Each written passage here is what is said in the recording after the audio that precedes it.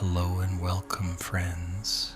I'm glad you've joined me on this long journey through one of Japan's most fascinating and influential chapters, the story of the shogunate. Over the next few hours, you and I will travel across 7 centuries, from the days when mighty warlords first challenged the emperor's authority to the final moments when samurai rule faded into the dawn of modern Japan. We'll see the rise of Japan's first military leaders, the chaos of civil war, the creation of a society ruled by warriors, centuries of peace and isolation, and the abrupt collision with the modern world. If you've ever wondered how a land of emperors and poets transformed into a realm governed by swords and bushido, how a government controlled by samurai-shaped Japanese culture, you're in the right place. This is the entire story of the Japanese shogunate. So settle in as we step back to a time of epic battles, powerful families, and the birth of one of history's most unique systems of rule. Part 1: The birth of military rule. The collapse of imperial power. To understand the rise of military government in Japan, we must first examine the world that the samurai replaced. For over 4 centuries, Japan had been ruled by the imperial court in Kyoto during what historians call the Heian period, an era of extraordinary cultural refinement but growing political weakness. The imperial system was based on Chinese models of governance, with the emperor serving as the son of heaven, governing through a complex bureaucracy of courtiers and provincial officials. These aristocrats, led by the powerful Fujiwara family, had created a sophisticated culture of poetry, art, and literature. Lady Murasaki's Tale of Genji, written around the year 1000, remains one of the world's greatest novels, a testament to the refined sensibilities of Heian court life. Yet beneath this cultural brilliance lay fatal structural weaknesses. The central government's control over distant provinces had been steadily eroding for generations. Local strongmen, many of them descendants of imperial princes sent to govern remote areas, had begun to act more like independent rulers than obedient officials. They maintained private armies, collected taxes for their own use, and administered justice according to local customs rather than imperial law. These provincial warriors who called themselves samurai, literally those who serve, initially claimed to serve imperial authority. But as their power grew and the court's influence waned, the relationship between center and periphery became increasingly strained. The elegant courtiers of Kyoto, skilled in poetry and court ceremony, found themselves unable to control rough military men who valued martial prowess over literary accomplishment. The crisis came to a head through the rivalry between 2 great warrior clans, the Taira and the Minamoto. Both families claimed descent from imperial princes and had served the court as military specialists for generations. But by the mid-12th century, their power had grown to the point where they no longer needed to defer to civilian authority. The Taira, led by the ambitious Kiyomori, gained dominance first.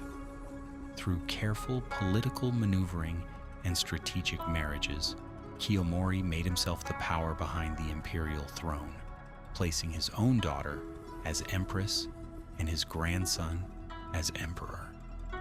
He moved his family from their traditional base to the capital, adopting the refined lifestyle of court nobles while maintaining their military strength. But Taira dominance bred resentment among other warrior families, particularly the Minamoto, who'd been pushed to the margins of political power. When Prince Mochihito, a son of the retired emperor, called for rebellion against Taira tyranny in 1180, Minamoto Yoritomo responded from his exile in the eastern provinces. What followed was the Genpei War, a 5-year conflict that would transform Japan forever. This was not simply a struggle between two ambitious families. It was a contest to determine what kind of society Japan would become.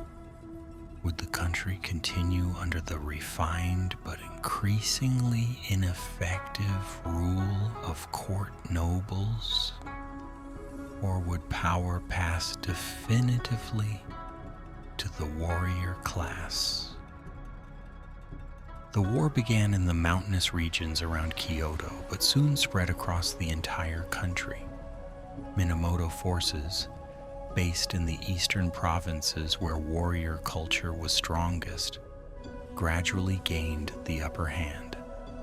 They were led not only by Yoritomo, who proved to be a skilled politician and organizer, but also by his younger brother Yoshitsune, whose tactical brilliance became legendary. The conflict reached its climax at the naval battle of Dan-no-ura in 1185, fought in the narrow straits between the main island of Honshu and Kyushu. The Taira, despite their numerical superiority, found their ships outmaneuvered by Minamoto forces who had recruited skilled archers and tactical advisors familiar with local currents and winds. As defeat became inevitable, the Taira chose death over surrender. The emperor's grandmother, Nino Amma, took the 8-year-old Emperor Entoku in her arms and leaped into the sea, declaring that there was a capital beneath the waves. Hundreds of Taira warriors followed, preferring to die with honor rather than face the humiliation of capture. The Battle of Dan-no-ura ended not only the Genpei War, but also the political dominance of the imperial court. Never again would civilian aristocrats control Japan's military forces. The age of the samurai had begun, and with it would come an entirely new form of government. Minamoto Yoritomo and the Kamakura Shogunate. Minamoto Yoritomo understood that military victory was only the first step toward lasting power. Unlike the Taira, who had tried to rule from Kyoto and gradually been corrupted by court life, Yoritomo chose to establish his government far from the imperial capital, in the small fishing town of Kamakura. The choice of location was both practical and symbolic. Kamakura lay in the eastern provinces where Minamoto power was strongest, surrounded by mountains on 3 sides and facing the sea on the 4th, a naturally defensive position that could be easily fortified. More importantly, the distance from Kyoto would help preserve the warrior values that Yoritomo believed essential for effective government. In 1192, Yoritomo received from the emperor the title of Sei I Taishogun, or Barbarian Subduing Generalissimo. Originally, this had been a temporary military appointment given to commanders fighting the Ainu people in northern Japan. But Yoritomo transformed it into something unprecedented, the foundation of a parallel government that would rule Japan while leaving the emperor with ceremonial authority. The system Yoritomo created was called the Bakufu, literally tent government, evoking its military origins. Unlike the Chinese-inspired bureaucracy of the imperial court, the Bakufu was organized around personal relationships between warriors. Yoritomo granted land holdings called shuen to samurai who pledged their loyalty and military service. These followers, known as gokenin, or honorable housemen, formed the backbone of the new system. This feudal structure served multiple purposes. It provided Yoritomo with a reliable military force distributed throughout the country. It gave local samurai legitimate authority to govern their territories and collect taxes.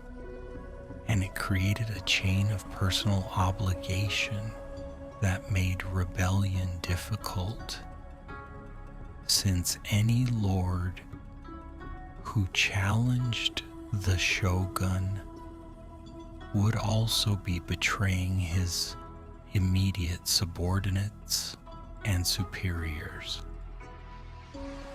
Yoritomo also established new institutions to administer this warrior government. The Mandakoro handled financial affairs and land grants. The Munchuju served as a court system specifically for samurai, resolving disputes according to warrior customs rather than imperial law. The Samurai Dokuro controlled military appointments and discipline. These offices were staffed entirely by members of the warrior class, creating a parallel administration that operated independently of the imperial bureaucracy. The relationship between the imperial court and the shogunate was complex and sometimes tense.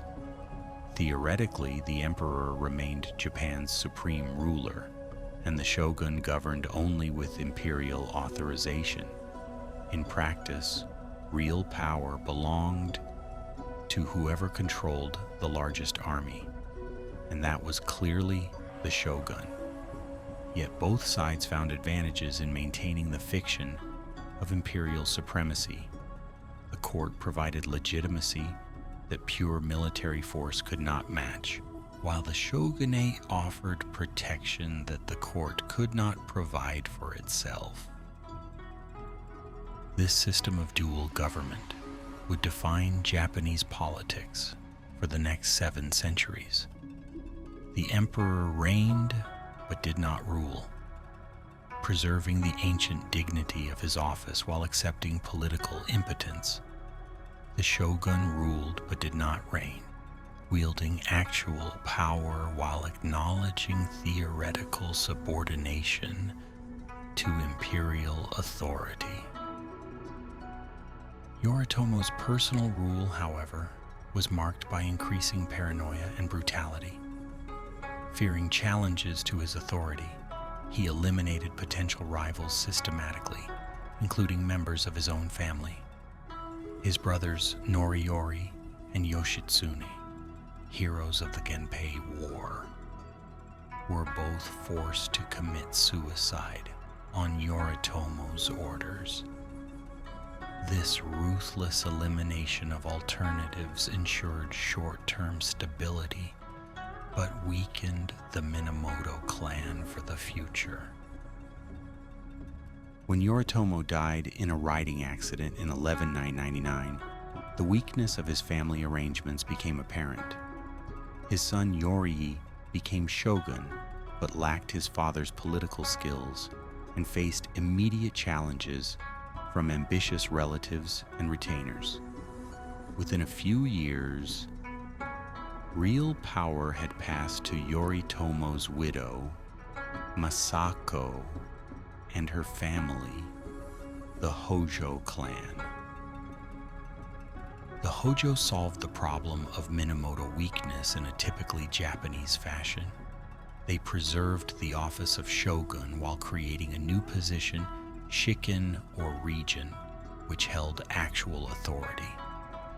From 1203 onward, the Hojo family ruled Japan in the name of increasingly powerless Minamoto shoguns, adding another layer to Japan's complex system of indirect rule. Under Hojo leadership, the Kamakura system reached its mature form. They developed sophisticated legal codes like the Joi Code of 1232, which established clear procedures for resolving disputes among samurai. They created an efficient system of tax collection that funded both military expenses and public works. Most importantly, they maintained the loyalty of their warrior followers through fair distribution of rewards and punishments. The Hojo also dealt skillfully with the imperial court, neither challenging its dignity nor allowing it to regain political influence. They arranged marriages between warrior and court families, creating networks of obligation that crossed class boundaries. They supported traditional cultural activities, demonstrating that military government need not mean cultural barbarism. This careful balance between innovation and tradition became a hallmark of successful shogunal rule. The Mongol Invasions. The greatest test of the Kamakura system came from an entirely unexpected direction, across the sea from the Asian mainland. In the 1260s, Kublai Khan, the Mongol ruler who had completed the conquest of China and established the Yuan dynasty, turned his attention to Japan. The Mongols had already demonstrated their military supremacy across vast stretches of Asia and Europe. Their disciplined armies, superior organization, and ruthless tactics had crushed every opponent they encountered. Korea had submitted after fierce resistance. Southeast Asian kingdoms had paid tribute rather than face Mongol armies. Japan seemed like the natural next target for further expansion. In 1266, Kublai Khan sent his first diplomatic mission to Japan, demanding submission and tribute. The message, delivered through Korean intermediaries, was typically blunt. The ruler of Great Mongolia has unified the great world. Only your country has not yet submitted. If you submit, both rulers and subjects will be safe. If not, what will happen then? The Kamakura government faced an unprecedented dilemma. No foreign power had ever seriously threatened Japan, and the country had no experience with international diplomacy on this scale. The Hojo regent, Tokimuni, made the fateful decision to ignore Mongol demands entirely.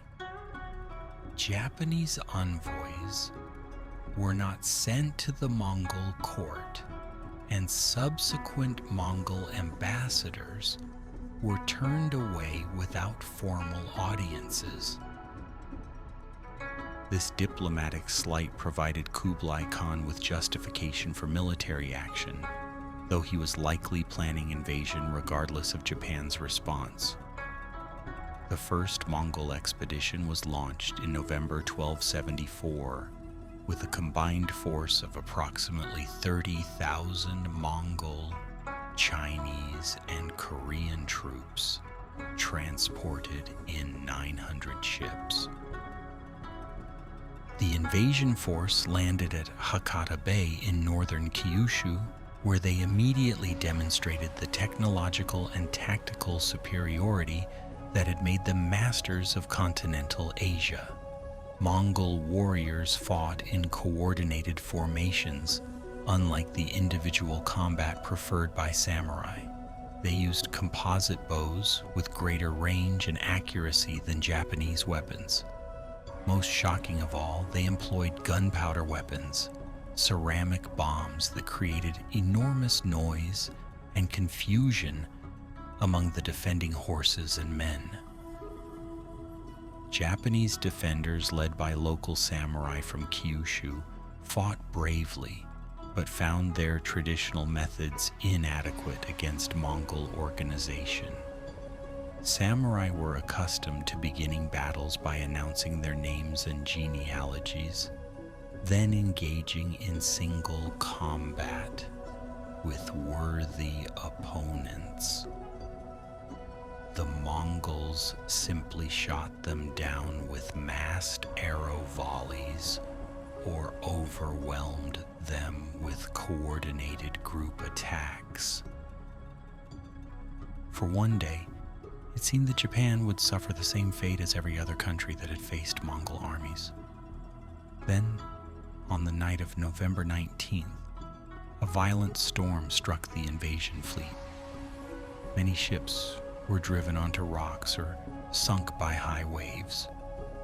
Rather than risk further losses, the Mongol commanders ordered a retreat to Korea, ending the first invasion attempt. Japanese interpreted this fortunate storm as evidence of divine protection, calling it kamikaze or divine wind. Shinto priests claimed that the gods had intervened to protect Japan from foreign invasion. Buddhist monks organized prayer services thanking the Buddha for Japan's deliverance. The narrow escape reinforced beliefs in Japan's special destiny and divine protection. But the Hojo government understood that they could not rely on storms to protect Japan indefinitely. Kublai Khan's intentions were clear, and his resources were vast. Preparations began immediately for the next invasion attempt, which everyone knew would be larger and better organized. The Kamakura government mobilized resources on an unprecedented scale. Coastal fortifications were built along the shores of northern Kyushu, including a stone wall several miles long, designed to prevent enemy landings. Samurai from across Japan were ordered to contribute to coastal defense, either by sending troops or by providing financial support. The entire warrior class was placed on a war footing for the first time since the Genpei War. The second Mongol invasion came in 1281, and its scale dwarfed the previous attempt.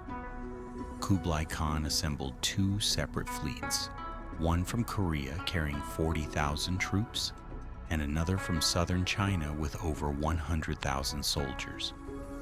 The combined force included not only Mongols, but also Chinese engineers, Korean sailors, and conscripts from various conquered territories. This time the Japanese were better prepared. The stone wall prevented easy landings at Hakata Bay, forcing the invaders to seek alternative landing sites. Japanese defenders, now familiar with Mongol tactics, avoided frontal assaults and instead launched night raids against enemy camps. Small boats manned by Japanese warriors attacked Mongol ships anchored offshore, disrupting supply lines and maintaining pressure on the invasion force. For 7 weeks, the battle continued along the Kyushu coastline. Neither side could gain decisive advantage. The Mongols controlled the sea but could not establish secure bases on land. The Japanese controlled the interior but could not drive the invaders back to their ships. Then, in mid-August, nature intervened again. A massive typhoon, far more destructive than the 1274 storm, struck the invasion fleet. Thousands of ships were sunk and tens of thousands of troops drowned. The surviving Mongol forces, stranded without supplies or reinforcements, surrendered or were killed by Japanese defenders. The failure of the 1281 invasion effectively ended Mongol attempts to conquer Japan.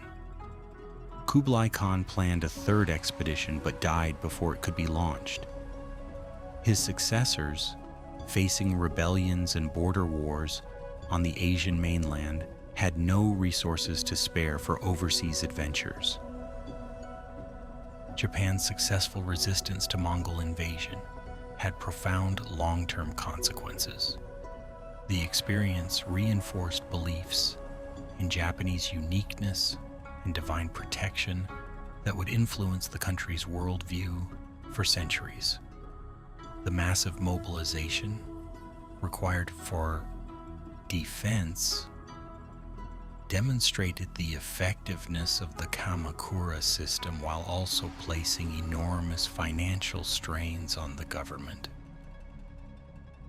Most importantly, the invasions established a precedent for Japanese isolation from mainland Asian politics.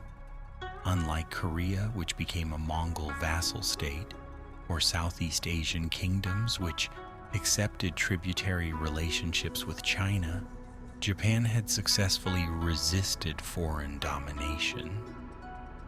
This early experience with the benefits of isolation would shape Japanese attitudes toward foreign contact for generations to come. However, the costs of defense ultimately weakened the Kamakura system. Samurai who had contributed to coastal defense expected rewards that the government could not provide. No new territories had been conquered from which to grant land holdings. The traditional system of exchange, military service for land grants, broke down when there were no spoils of victory to distribute. Economic problems compounded political difficulties. The expense of maintaining coastal fortifications and supporting troops in Kyushu drained the government treasury. Many samurai families went into debt to fund their military service. Regional lords began to question whether they owed continued loyalty to a shogun who could not reward their sacrifices. By the early 14th century, these accumulated problems had created a crisis of confidence in Kamakura rule. The system that had successfully repelled the greatest military power in the world was beginning to collapse from internal contradictions. The stage was set for the next chapter in Japan's political evolution. Part 2: The Age of Civil Wars. The Fall of Kamakura. By the 1320s, the Kamakura Shogunate faced a web of interconnected crises that would prove impossible to resolve. The financial burden of defending against the Mongol invasions had never been fully recovered. samurai across the country nursed grievances about unrewarded service and mounting debts. Most dangerously, Emperor Go-Daigo had begun to dream of restoring real power to the imperial throne. Go-Daigo was unlike previous emperors who had accepted their ceremonial role with resigned dignity. Born in 1288, he had grown up during the Mongol crisis and witnessed how military necessity had further reduced imperial influence. Unlike his predecessors who focused on poetry and religious contemplation, Go-Daigo studied Chinese history and political theory, concluding that strong emperors could and should govern directly. The emperor's opportunity came through the question of imperial succession.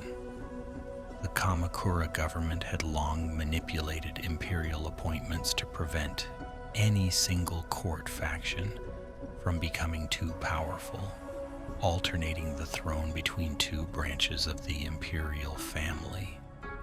But in 1331, Go-Daigo attempted to break this pattern by naming his own son as heir, directly challenging the shogunate's control over imperial succession.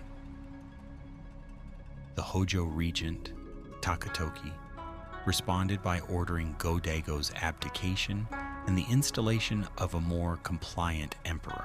But Go-Daigo refused to step down, fleeing Kyoto with the imperial regalia and taking refuge at Kasagi Temple in the mountains south of the capital. For the first time since the establishment of the Kamakura system, an emperor was in open rebellion against shogunal authority. Go-Daigo's rebellion initially appeared hopeless. He commanded no significant military forces and controlled no major territories. Most court nobles remained in Kyoto, unwilling to risk their positions by supporting what seemed like a quixotic gesture. The established Buddhist monasteries, which had their own military forces, remained neutral or supported the shogunate. However, Go-Daigo's cause attracted support from unexpected sources. Kusunoki Masashige, a minor warrior from Kawachi province, emerged as the emperor's most devoted military supporter. Though he commanded only a few hundred men, Kusunoki proved to be a tactical genius who specialized in guerrilla warfare and innovative fortification techniques. More significantly, the rebellion revealed deep dissatisfaction with Hojo rule among the warrior class itself. Ashikaga Takauji, a descendant of the Minamoto clan and one of the shogunate's most trusted generals, was initially sent to crush the imperial rebellion. But as he marched toward Kyoto with a large army, Takauji made a decision that would transform Japanese history. He declared for the emperor and turned his forces against the Kamakura government. Takauji's defection created a cascade of betrayals across the country. Nita Yoshisada, another powerful warrior leader, raised forces in the eastern provinces and marched on Kamakura itself. Local samurai, sensing that the tide was turning, began switching sides or declaring neutrality. The network of personal loyalties that had held the Kamakura system together for over a century disintegrated in a matter of months. The final assault on Kamakura began in May 1333. Nita Yoshisada's forces broke through the mountain passes that protected the shogunal capital and began systematically destroying Hojo strongholds throughout the Kanto region. Unable to count on the loyalty of his own retainers, the last Hojo regent, Takatoki, found himself trapped in an increasingly desperate situation. On July 4th, 1333, as enemy forces entered the streets of Kamakura, Takatoki and over 800 members of the Hojo clan and their retainers gathered at Toshoji Temple for a final ceremony. Following the samurai tradition of honorable death rather than surrender, they committed mass suicide, ending the Hojo regency and bringing down the first shogunate after 141 years of rule. The destruction of Kamakura was remarkably complete. Buildings were burned, treasuries were looted, and the elaborate governmental apparatus that had administered Japan for over a century was dismantled. Unlike many political transitions in Japanese history, which preserved institutional continuity while changing leadership, the Meiji Restoration represented a genuine break with the immediate past. Go-Daigo's triumph seemed to vindicate his vision of restored imperial rule. The emperor returned to Kyoto in triumph, surrounded by military leaders who had abandoned the shogunate to support his cause. For the first time since the establishment of the Kamakura system, Japan had no shogun, no bakufu, and no parallel military government competing with imperial authority. But victory brought new problems that Go-Daigo had not anticipated. The coalition that had destroyed the Kamakura system included warriors with very different visions of what should replace it. Some, like Kusunoki Masashige, genuinely believed in restored imperial rule and were willing to subordinate their own interests to the emperor's vision. Others, particularly Ashikaga Takauji, had supported Go-Daigo primarily as a means of advancing their own ambitions. Go-Daigo's attempts to govern directly also revealed the practical difficulties of imperial rule in a militarized society. The emperor tried to restore the ancient system of court ranks and Chinese-style bureaucracy, but these institutions had little relevance to the realities of warrior society.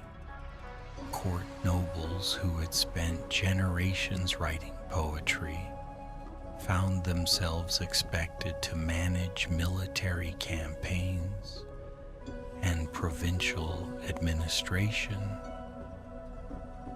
Most problematically, Go-Daigo had no effective way to reward the warriors who had made his victory possible. The lands and positions confiscated from the Hojo and their supporters were insufficient to satisfy all the competing claimants. The emperor's attempts to restore imperial estates, which had been absorbed into the warrior landholding system over the previous century, created new conflicts with samurai families who considered these properties their own. Within 3 years of the Meiji Restoration, the contradictions in Go-Daigo's system had created a new crisis. Ashikaga Takauji, who had expected to be rewarded with a position equivalent to shogun, found himself excluded from real authority, as Go-Daigo attempted to rule through court nobles and loyal warriors like Kusunoki.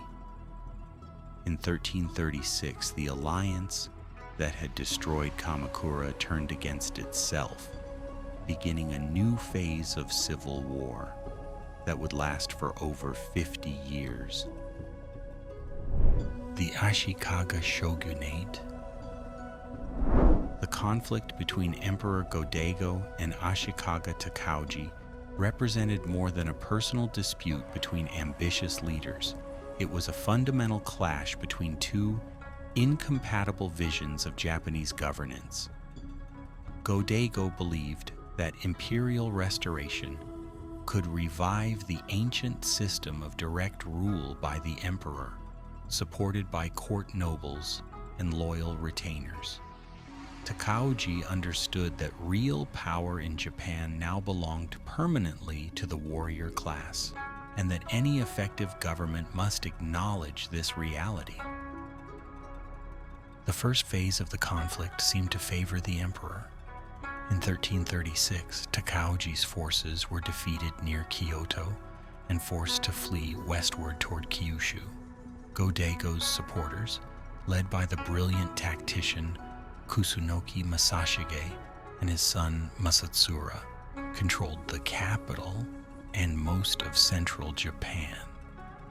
For several months, it appeared that the Imperial Restoration would survive its first major challenge. But Takauji possessed crucial advantages that became apparent over time. His family's connections to the old Minamoto clan gave him legitimacy among Eastern warriors who had never fully accepted Hojo domination. His willingness to grant land and positions to supporters attracted ambitious samurai from across the country. Most importantly, he understood how to organize and supply large armies for extended campaigns, skills that the imperial court had forgotten during centuries of political irrelevance. The turning point came at the Battle of Minamoto in 1336. Kusunoki Masashige, recognizing that imperial forces were outnumbered and poorly positioned, advised Go-Daigo to negotiate with Takauji rather than risk battle. When the emperor insisted on fighting, Kusunoki reportedly replied that he would gladly die for imperial cause, but feared that his death would not save the throne. The battle unfolded exactly as Kusunoki had predicted. Imperial forces were surrounded and systematically destroyed by Takauji's larger and better organized army. Kusunoki himself died fighting in the front ranks, his death becoming a symbol of perfect loyalty that would inspire Japanese warriors for centuries. With his most capable military supporter dead, Go-Daigo could no longer defend Kyoto against Ashikaga forces. Rather than simply deposing Go-Daigo, Takauji created an arrangement that preserved the fiction of imperial legitimacy while ensuring Ashikaga control. He established a rival emperor, Komyo, from the senior line of the imperial family, while Go-Daigo fled south to the mountain fortress of Yoshino with his own court and regalia. This division created the period of the northern and southern courts, one of the most complex and chaotic eras in Japanese political history. From 1336 to 1392, Japan had two emperors, two sets of court nobles, two claims to legitimacy, and constant warfare between supporters of each faction. The Ashikaga controlled the north from their base in Kyoto, while Go-Daigo and his successors maintained an independent court in the mountainous south. In 1338, Takauji formally received the title of shogun from Emperor Komyo establishing the second shogunate in Japanese history. Unlike the Kamakura system, which had maintained physical separation between the military government and the imperial court, Takauji chose to base his bakufu in the Muramachi district of Kyoto itself.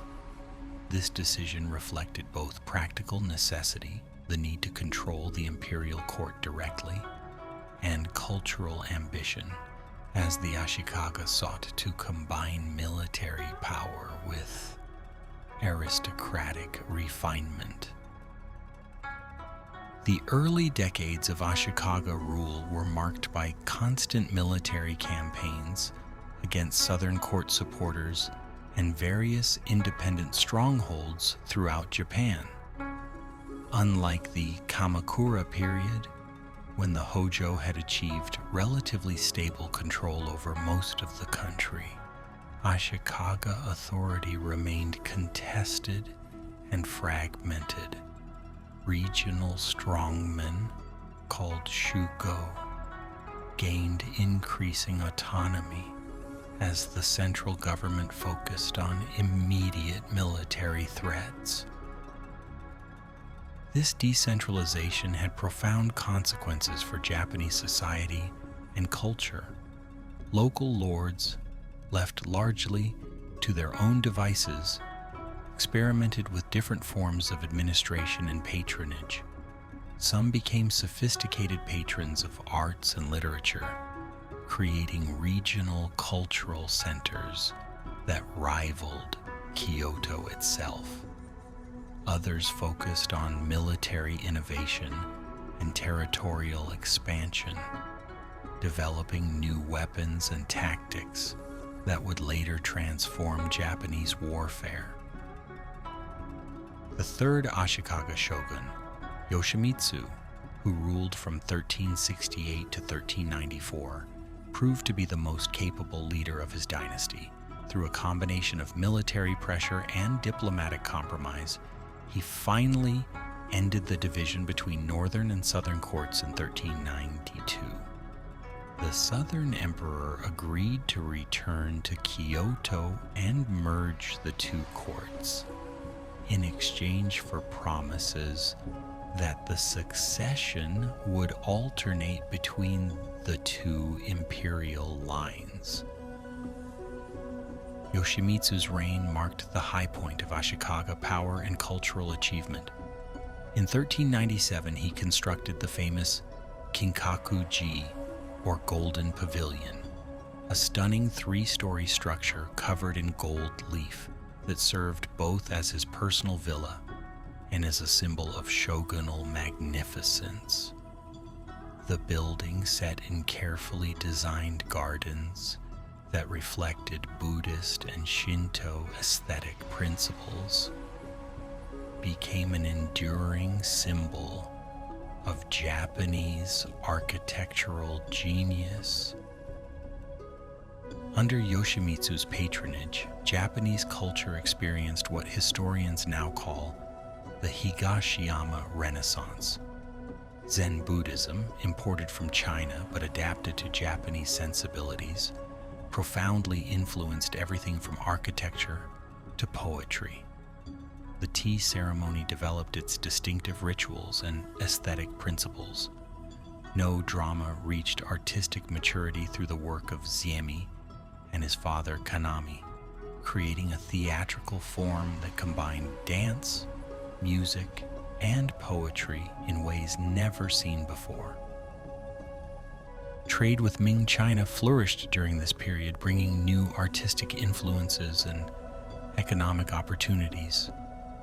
Japanese merchants established trading posts throughout East and Southeast Asia.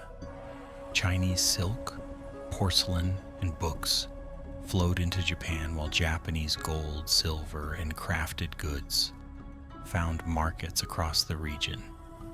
This cultural exchange enriched Japanese civilization while also providing the Ashikaga government with crucial revenues through trade taxes.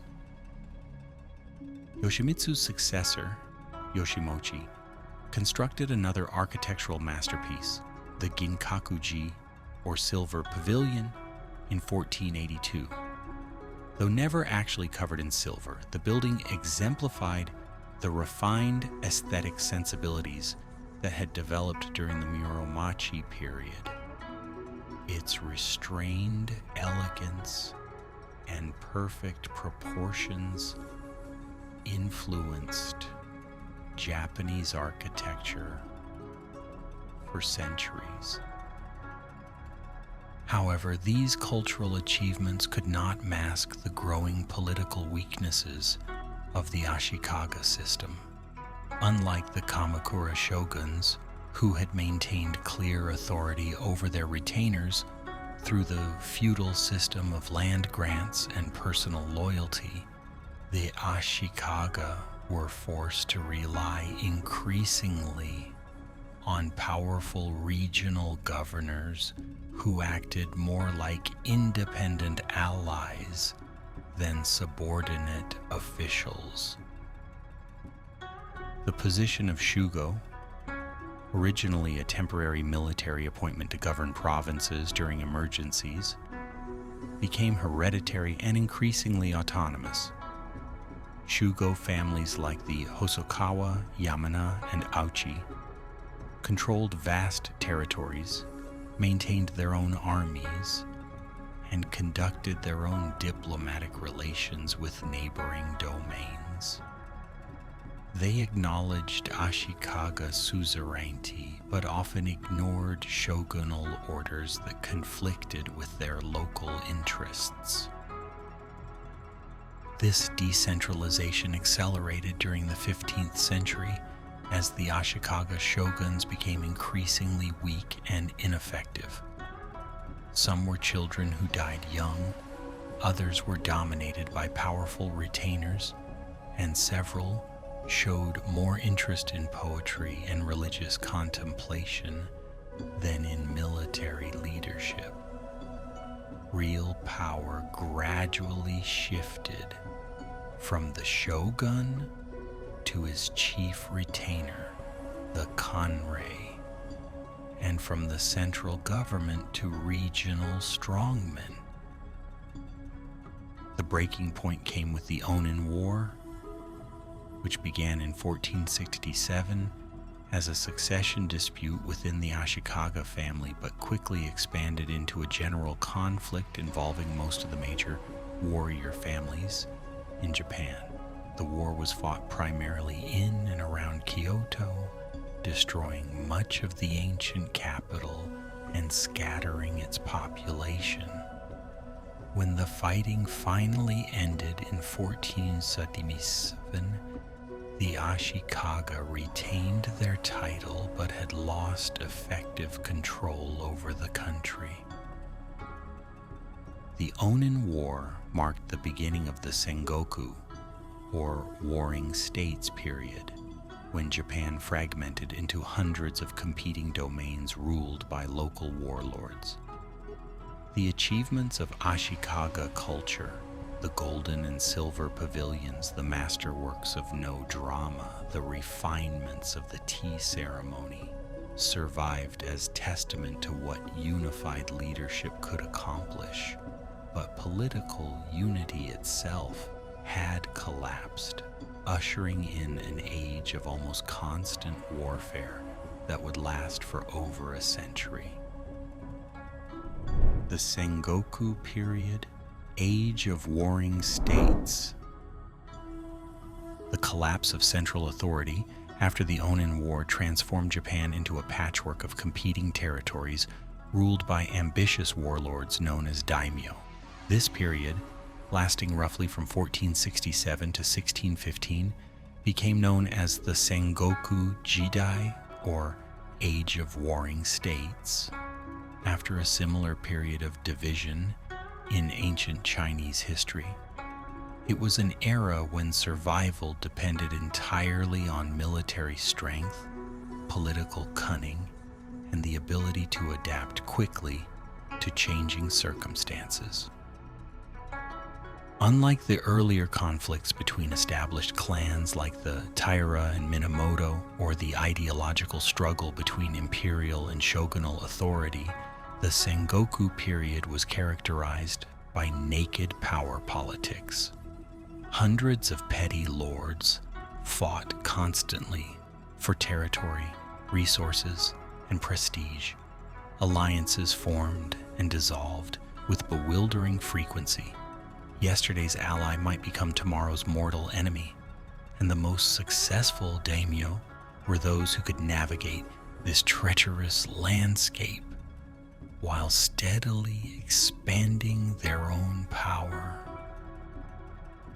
The fragmentation of Japan was so complete that contemporaries spoke of Gikokujo, the low overthrowing the high, as a defining characteristic of the age. Traditional hierarchies collapsed as talented generals, clever administrators, and ruthless opportunists seized power regardless of their birth or previous status. Some of the most successful daimyo, including Toyotomi Hideyoshi, rose from humble origins to command vast territories and armies.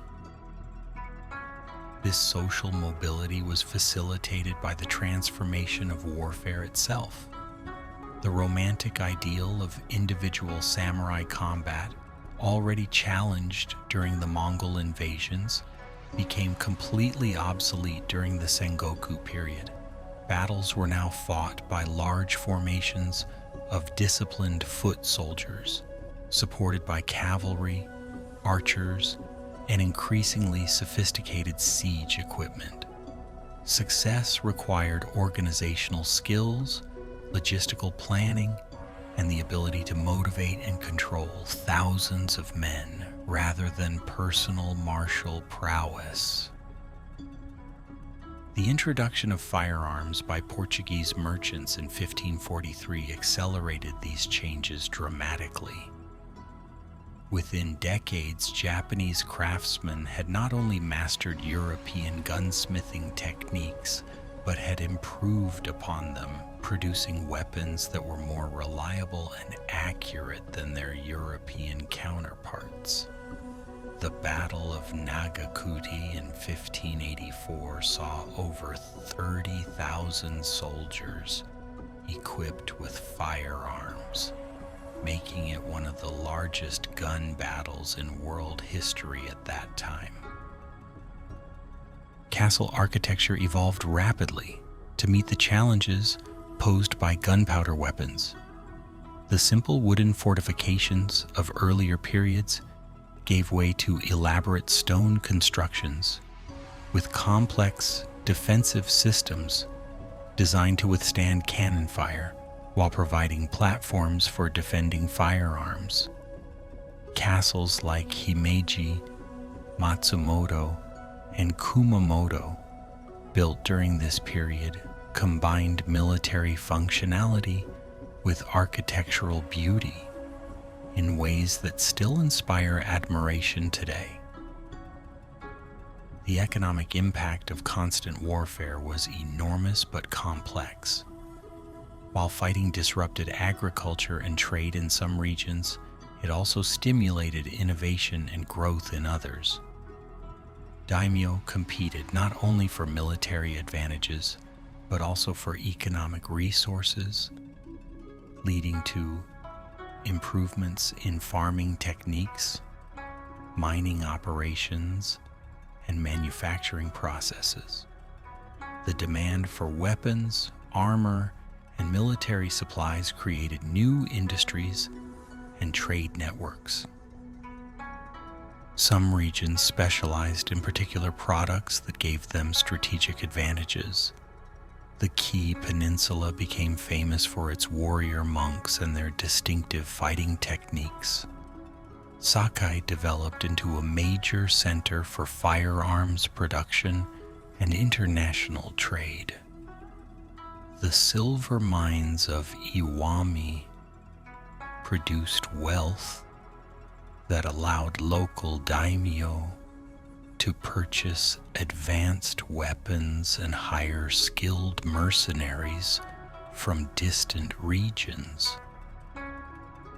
Urban centers that could maintain neutrality or defend themselves effectively often prospered during the Sengoku period. Merchant communities in cities like Osaka, Hakata, and Sakai accumulated considerable wealth by trading with all sides in various conflicts. These commercial centers often maintained their own military forces and conducted independent diplomacy with surrounding daimyo. The role of Buddhism during this period was particularly complex. While some Buddhist institutions tried to remain above political conflicts, many became heavily militarized. The warrior monks of Meihei, Honganji, and other major temples maintained armies that rivaled those of secular daimyo. The Iko-iki, militant Buddhist communities centered around Pure Land temples, controlled large territories and fought fierce wars against both secular lords and rival Buddhist sects. These religious conflicts added another dimension to the already complex political landscape. The Lotus Sutra sect engaged in violent conflicts with Pure Land communities in several regions. Christian missionaries who arrived with Portuguese traders gained significant numbers of converts among both commoners and daimyo, creating new religious and political alignments that further complicated the situation. Despite the apparent chaos, certain patterns emerged from the constant warfare. Successful daimyo learned to balance military expansion with administrative competence, since territories conquered by force had to be governed effectively to provide resources for future campaigns. The most enduring domains were those that developed efficient systems of taxation, law enforcement, and economic development alongside their military capabilities. Some daimyo became renowned for particular innovations that gave them competitive advantages. Takeda Shingen of Kai Province developed cavalry tactics that made his forces feared throughout central Japan. Uesugi Kenshin of Echigo created one of the most disciplined and professional armies of the period. The Mori family of Chugoku combined naval power with land forces to control trade routes through the inland sea. Marriage alliances became crucial tools for building stable coalitions in this fragmented world. Daimyo families intermarried extensively, creating networks of obligation that could sometimes prevent conflicts or determine the outcome of succession disputes. The most successful leaders were often those who could balance military threats with diplomatic solutions, knowing when to fight and when to negotiate. As the Sengoku period progressed, a few daimyo began to emerge as potential unifiers of the country. These leaders possessed not only military skill, but also the vision and administrative capacity necessary to govern territories larger than traditional domains. By the mid-16th century, it became apparent that Japan's future would be determined by a small number of great warlords who had the resources and ambition to attempt national unification. The stage was set for the appearance of three extraordinary leaders who would end the age of warring states and restore unified government to Japan. Their names, Oda Nobunaga, Toyotomi Hideyoshi, and Tokugawa Ieyasu, would become synonymous with the transformation of Japan from a fragmented collection of competing domains into a unified nation under centralized military rule. The Great Unifiers. The reunification of Japan after a century of civil war was accomplished by three remarkable leaders whose complementary talents and successive efforts transformed a fragmented archipelago into a unified nation. Their story illustrates not only individual genius, but also the complex interaction of military innovation, political vision, and cultural transformation that characterized late 16th century Japan. Oda Nobunaga, the destroyer of the old order. Oda Nobunaga emerged from relatively modest circumstances to become the most feared warlord of his generation.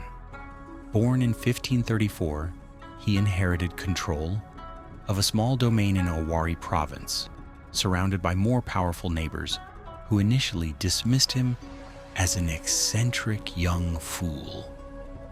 His unconventional behavior, wearing foreign clothes, consorting with Portuguese missionaries, and showing disrespect for traditional customs, earned him the nickname the Fool of Owari. But Nobunaga's apparent foolishness masked a brilliant strategic mind and an absolute ruthlessness in pursuing his goals. Unlike traditional daimyo, who fought according to established customs and sought limited territorial gains, Nobunaga aimed at nothing less than complete domination of Japan. He was willing to use any methods, adopt any innovations, and destroy any obstacles that stood in his path. Nobunaga's first major victory came in 1560 at the Battle of Okehazama, where his small force of 3,000 men defeated the 25,000-strong army of Imagawa Yoshimoto through a daring surprise attack during a thunderstorm. This victory eliminated one of central Japan's most powerful daimyo and established Nobunaga as a force to be reckoned with. What set Nobunaga apart from his contemporaries was his systematic approach to destroying the old order. Traditional Japanese warfare had been constrained by religious sanctuaries, social customs, and informal agreements that limited the scope of military action. Nobunaga rejected all such constraints. When the warrior monks of Enryaku-ji Monastery opposed him, he burned the entire complex and massacred thousands of monks, men, women, and children without distinction. His assault on the Iko-Iki Buddhist communities was even more systematic and brutal. These militant religious communities had controlled large territories and challenged secular authority for decades. Nobunaga's campaigns against them involved not only military action, but also economic warfare, starvation sieges, and the deliberate destruction of religious infrastructure. His siege of the Ishiyama Honganji temple complex lasted 10 years and ended with the complete surrender of one of Japan's most powerful religious organizations. Nobunaga was among the first Japanese leaders to fully appreciate the revolutionary potential of firearms. He equipped large numbers of his troops with matchlocks and developed tactics that maximized their effectiveness. At the Battle of Nagakuti in 1575, his forces used coordinated volleys of gunfire to destroy the famous cavalry of Takeda Shingen, demonstrating that traditional samurai warfare was obsolete. His administrative innovations were equally revolutionary. Nobunaga abolished toll stations and commercial monopolies that had fragmented regional economies, creating larger markets for goods and services. He encouraged foreign trade and technology transfer, welcoming Portuguese merchants and Jesuit missionaries, while adopting useful aspects of European military and engineering knowledge. Most controversial was Nobunaga's attitude toward religion and traditional authority. He declared himself to be a living god and demanded worship from his subjects. He showed open contempt for the emperor and traditional court ceremonies.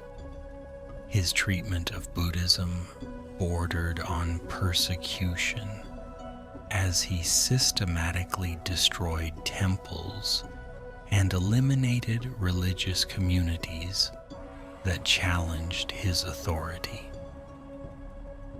By 1582, Nobunaga controlled central Japan and appeared poised to complete the unification of the entire country. His armies were the most advanced in Japan, his administrative system was more efficient than any rivals, and most of his serious enemies had been eliminated. Then, on June 21st, 1582, disaster struck at Honnoji Temple in Kyoto. Akechi Mitsuhide, one of Nobunaga's most trusted generals, launched a surprise attack with 13,000 men while his master was staying at the temple with only a small bodyguard. Caught completely off guard, Nobunaga fought briefly before committing suicide rather than face capture. His death sent shockwaves throughout Japan and created a succession crisis that threatened to undo all his achievements. Toyotomi Hideyoshi, the Great Organizer. The man who would complete Nobunaga's work came from the most humble origins imaginable. Toyotomi Hideyoshi was born around 1537 as the son of a peasant foot soldier with no family name, no property, and no prospects beyond manual labor. His rise to become ruler of all Japan represents one of history's most remarkable examples of social mobility through merit and determination. Hideyoshi entered Nobunaga's service as a common ashigaru, foot soldier, but quickly demonstrated exceptional abilities in logistics, engineering, and military organization. His talent for solving practical problems earned him rapid promotion through the ranks. By the time of Nobunaga's death, he had become one of the most trusted and capable of the Oda generals. When news of the Honnoji incident reached Hideyoshi, he was campaigning in western Japan against the powerful Mori clan. In a masterpiece of rapid military movement, he concluded a hasty peace with the Mori and marched his army back to central Japan in just 13 days. A feat that earned him the nickname the Chinese Cutter for his speed in withdrawing from the Chinese provinces. At the Battle of Yamazaki, fought just 11 days after Nobunaga's death, Hideyoshi's forces crushed Akechi Mitsuhide's army and killed the traitor, avenging their former master and establishing Hideyoshi as the primary heir to Nobunaga's power. This victory required not only military skill, but also remarkable political acumen, as Hideyoshi had to convince other Oda retainers to follow a leader of humble birth. Over the next several years, Hideyoshi systematically eliminated rivals and consolidated control over territories that Nobunaga had conquered. His approach differed significantly from his predecessors. While Nobunaga had relied primarily on military force and intimidation, Hideyoshi preferred to win through negotiation, bribery, and political manipulation whenever possible. He understood that ruling Japan required not just conquest, but also the consent of the governed. Hideyoshi's greatest achievement was the creation of a national administrative system that brought order to a country exhausted by generations of warfare. The comprehensive land survey that he ordered between 1582 and 1598 established clear ownership rights, standardized measurements, and provided the foundation for a rational tax system. This survey, known as the Taiko Kenchi, was one of the most thorough administrative exercises ever undertaken in pre-modern East Asia. The social reforms implemented during Hideyoshi's rule had even more profound, long-term effects. His class legislation legally codified the distinction between samurai, farmers, artisans, and merchants, creating a rigid social hierarchy that would endure for centuries. The famous sword hunt of 1588 disarmed the peasantry and established the samurai monopoly on weapons that became a fundamental characteristic of Tokugawa society. Hideyoshi's military campaigns to complete the unification of Japan demonstrated both his strategic brilliance and his understanding of combined arms warfare. His conquest of Kyushu in 1587 involved coordinating land and sea forces across hundreds of miles of difficult terrain. The siege of Odawara in 1590, which eliminated the last major independent daimyo, involved over 200,000 troops and represented the largest military operation in Japanese history to that point. Flush with success, and apparently believing that Japan was too small to contain his ambitions, Hideyoshi conceived the grandiose plan of conquering China through Korea. The first invasion, launched in 1592 with 150,000 troops, initially achieved remarkable success. Japanese forces equipped with firearms and experienced in siege warfare quickly overran most of Korea and advanced deep into Manchuria. However, the Korean campaigns ultimately proved to be a strategic disaster that drained Japan's resources without achieving lasting gains. Chinese intervention, Korean guerrilla warfare, and the enormous logistical challenges of maintaining armies across the sea gradually wore down Japanese forces. The second invasion, launched in 1597, achieved even less success and was finally abandoned after Hideyoshi's death in 1598. Despite the failure of his continental ambitions, Hideyoshi's domestic achievements had transformed Japan permanently. He had completed the military unification begun by Nobunaga while creating administrative and social structures that provided the foundation for centuries of stable government. His rise from peasant to ruler of Japan inspired countless followers, while his reforms established precedents that his successors would expand and refine. Tokugawa Ieyasu, the patient victor. The third and ultimately most successful of Japan's great unifiers possessed qualities that complemented and completed the work of his predecessors. Tokugawa Ieyasu combined Nobunaga's strategic vision with Hideyoshi's administrative skill, but added crucial elements that neither of his predecessors had possessed: extraordinary patience, careful planning, and the ability to create institutions that would outlast their founder. Born in 1543 as Matsudaira Takechiyo, Ieyasu spent his childhood as a hostage, first of the Imagawa clan and later of the Oda.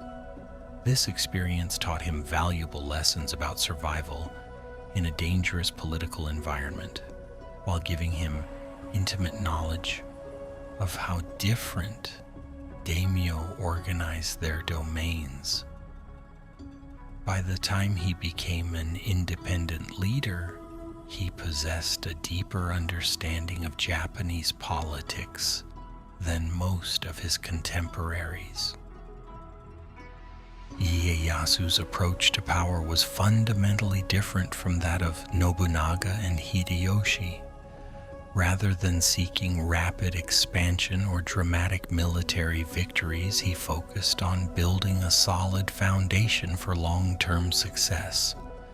His domain in the eastern provinces was carefully administered, efficiently taxed, and defended by well-trained and disciplined forces. He avoided unnecessary conflicts while steadily strengthening his position. When Hideyoshi died in 1598, leaving behind a 5-year-old heir and a council of regents to govern until the boy came of age, Ieyasu recognized that his moment had finally arrived. But rather than immediately challenging Hideyoshi's settlement, he waited patiently for his rivals to make mistakes while building alliances and preparing for the inevitable conflict. The decisive confrontation came at Sekigahara on October 21st, 1600, in a battle that would determine Japan's future. Ieyasu commanded the eastern forces, while a coalition of rivals led by Ishida Mitsunari commanded the western army. The battle lasted only 6 hours, but its outcome established Tokugawa dominance for the next 268 years. Ieyasu's victory was as much political as military. Through careful negotiation before the battle, he had secured the neutrality or support of several key daimyo who were nominally in the Western coalition. When the fighting began, these allies either remained inactive or switched sides at crucial moments, ensuring Tokugawa victory. The aftermath of Sekigahara demonstrated Ieyasu's political wisdom. Rather than eliminating all his former enemies, he showed selective mercy to those who surrendered quickly while punishing only the most stubborn opponents. Many daimyo who had opposed him were allowed to keep reduced territories, creating a class of potential allies who owed their survival to Tokugawa generosity. In 1603, Ieyasu received the title of shogun and established his government in Edo, a small fishing village that he transformed into Japan's largest city. This choice of capital represented more than geographical preference. It symbolized a complete break with the past and the beginning of a new era in Japanese history. Продолжаю с Part 3. The Tokugawa Peace. Это будет самая объемная секция, покрывающая 265 лет правления Токугава. После этого Part 4 и Эпилог. Пока что уже написано значительно больше, чем в первой версии. Продолжить? Part 3. The Tokugawa Peace. Tokugawa Ieyasu and the Final Victory. The establishment of the Tokugawa Shogunate represented far more than simply another change in military leadership. It marked the beginning of the longest period of peace and stability in Japanese history. Ieyasu's success in creating enduring institutions reflected not only his personal abilities but also his deep understanding of the lessons taught by the failures of previous governments. Unlike Nobunaga, who had relied primarily on force and intimidation, or Hideyoshi, who had depended on personal charisma and administrative efficiency, Ieyasu focused on creating a system that could survive the weaknesses of individual leaders. He understood that lasting power required not just military victory, but the construction of political, economic, and social arrangements that would make rebellion both difficult and unattractive.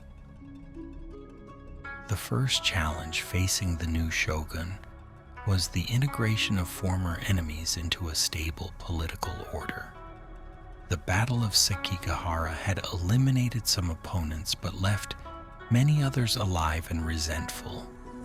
Rather than attempting to rule through pure coercion, Ieyasu developed a sophisticated strategy of controlled inclusion that transformed potential rebels into stakeholders in the new system. The redistribution of domains after Sekigahara was carried out with careful attention to political geography. Daimyo who had supported Ieyasu, known as Fudai, received strategically important territories near major cities and transportation routes. Former enemies who had submitted, called Tozama, were generally allowed to keep their domains, but were relocated to peripheral regions where they could be easily monitored and controlled. This system served multiple purposes simultaneously. It rewarded loyalty, while demonstrating that submission brought tangible benefits. It placed potential troublemakers in locations where rebellion would be difficult to organize or sustain. Most importantly, it created a complex web of mutual dependencies that made coordinated opposition to Tokugawa rule extremely difficult to arrange. Ieyasu's approach to the imperial court demonstrated his sophisticated understanding of Japanese political culture. Rather than challenging imperial authority directly, as Nobunaga had done, or trying to manipulate it for personal advantage, as many previous shoguns had attempted, Ieyasu established a relationship of mutual respect that preserved imperial dignity while ensuring Tokugawa control. The court was granted generous financial support and allowed to maintain its traditional ceremonies and cultural activities. In return, the emperor provided the legitimacy that military force alone could never supply. This arrangement satisfied the psychological needs of both institutions while preventing the kind of imperial, shogunal conflicts that had destabilized previous governments. The construction of Edo Castle and the surrounding city represented one of the most ambitious urban planning projects in world history.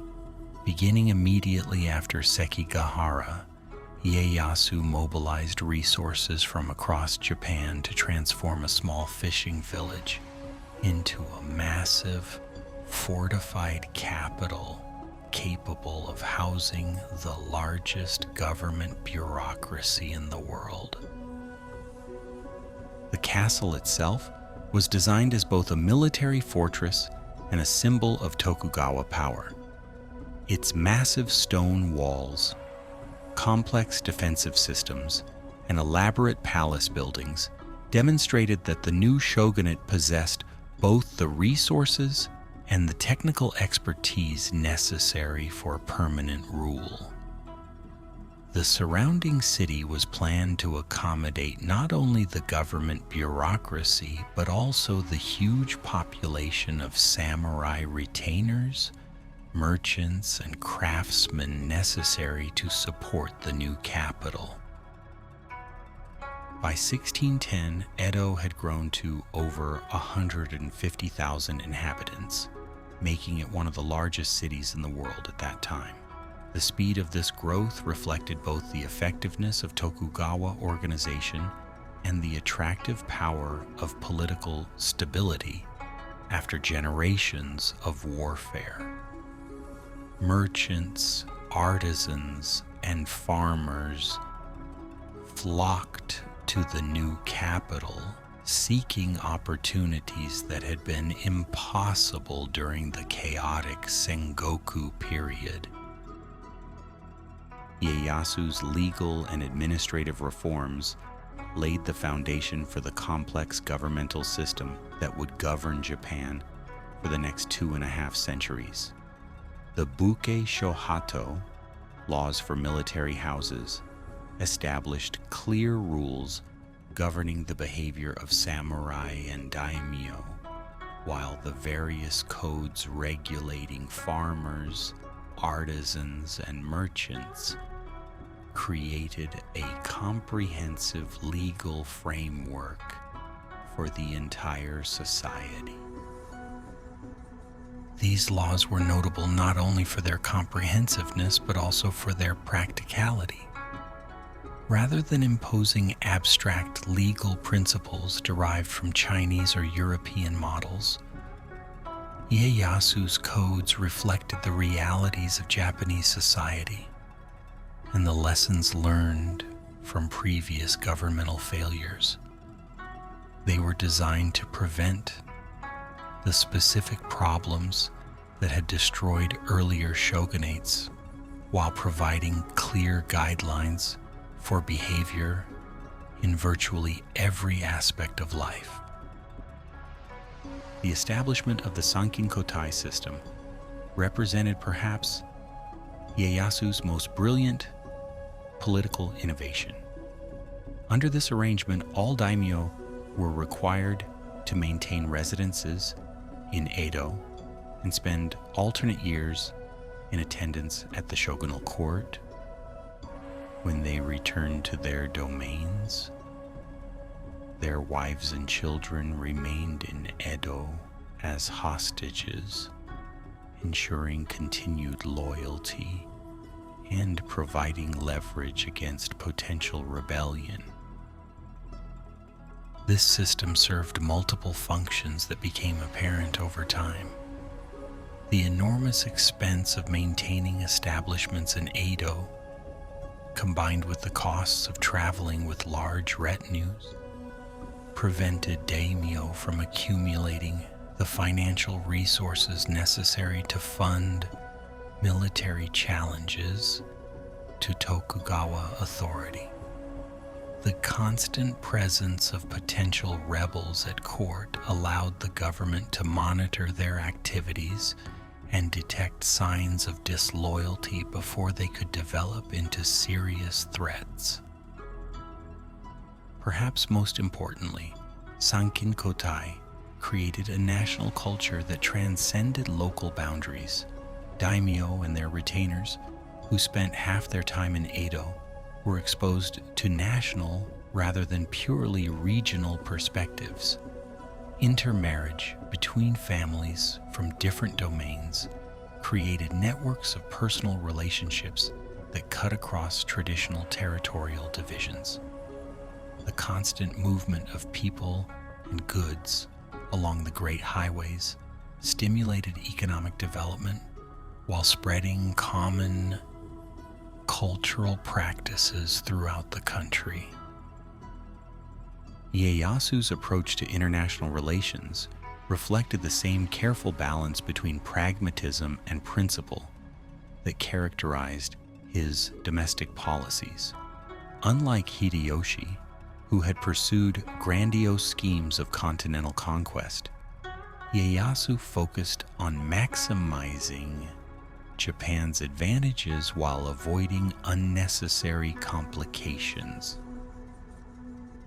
Trade with European merchants was carefully regulated but actively encouraged, bringing new technologies and sources of revenue while avoiding the political entanglements that had caused problems in other Asian countries.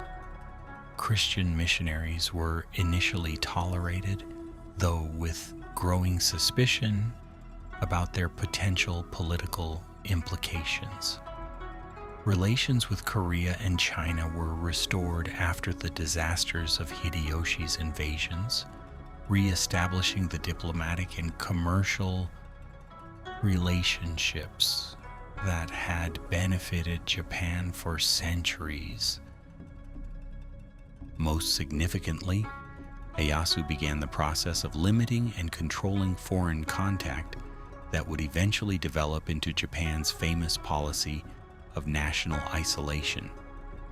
This was not initially intended as permanent withdrawal from international affairs, but rather as a temporary measure to prevent foreign interference while the new domestic order was being established.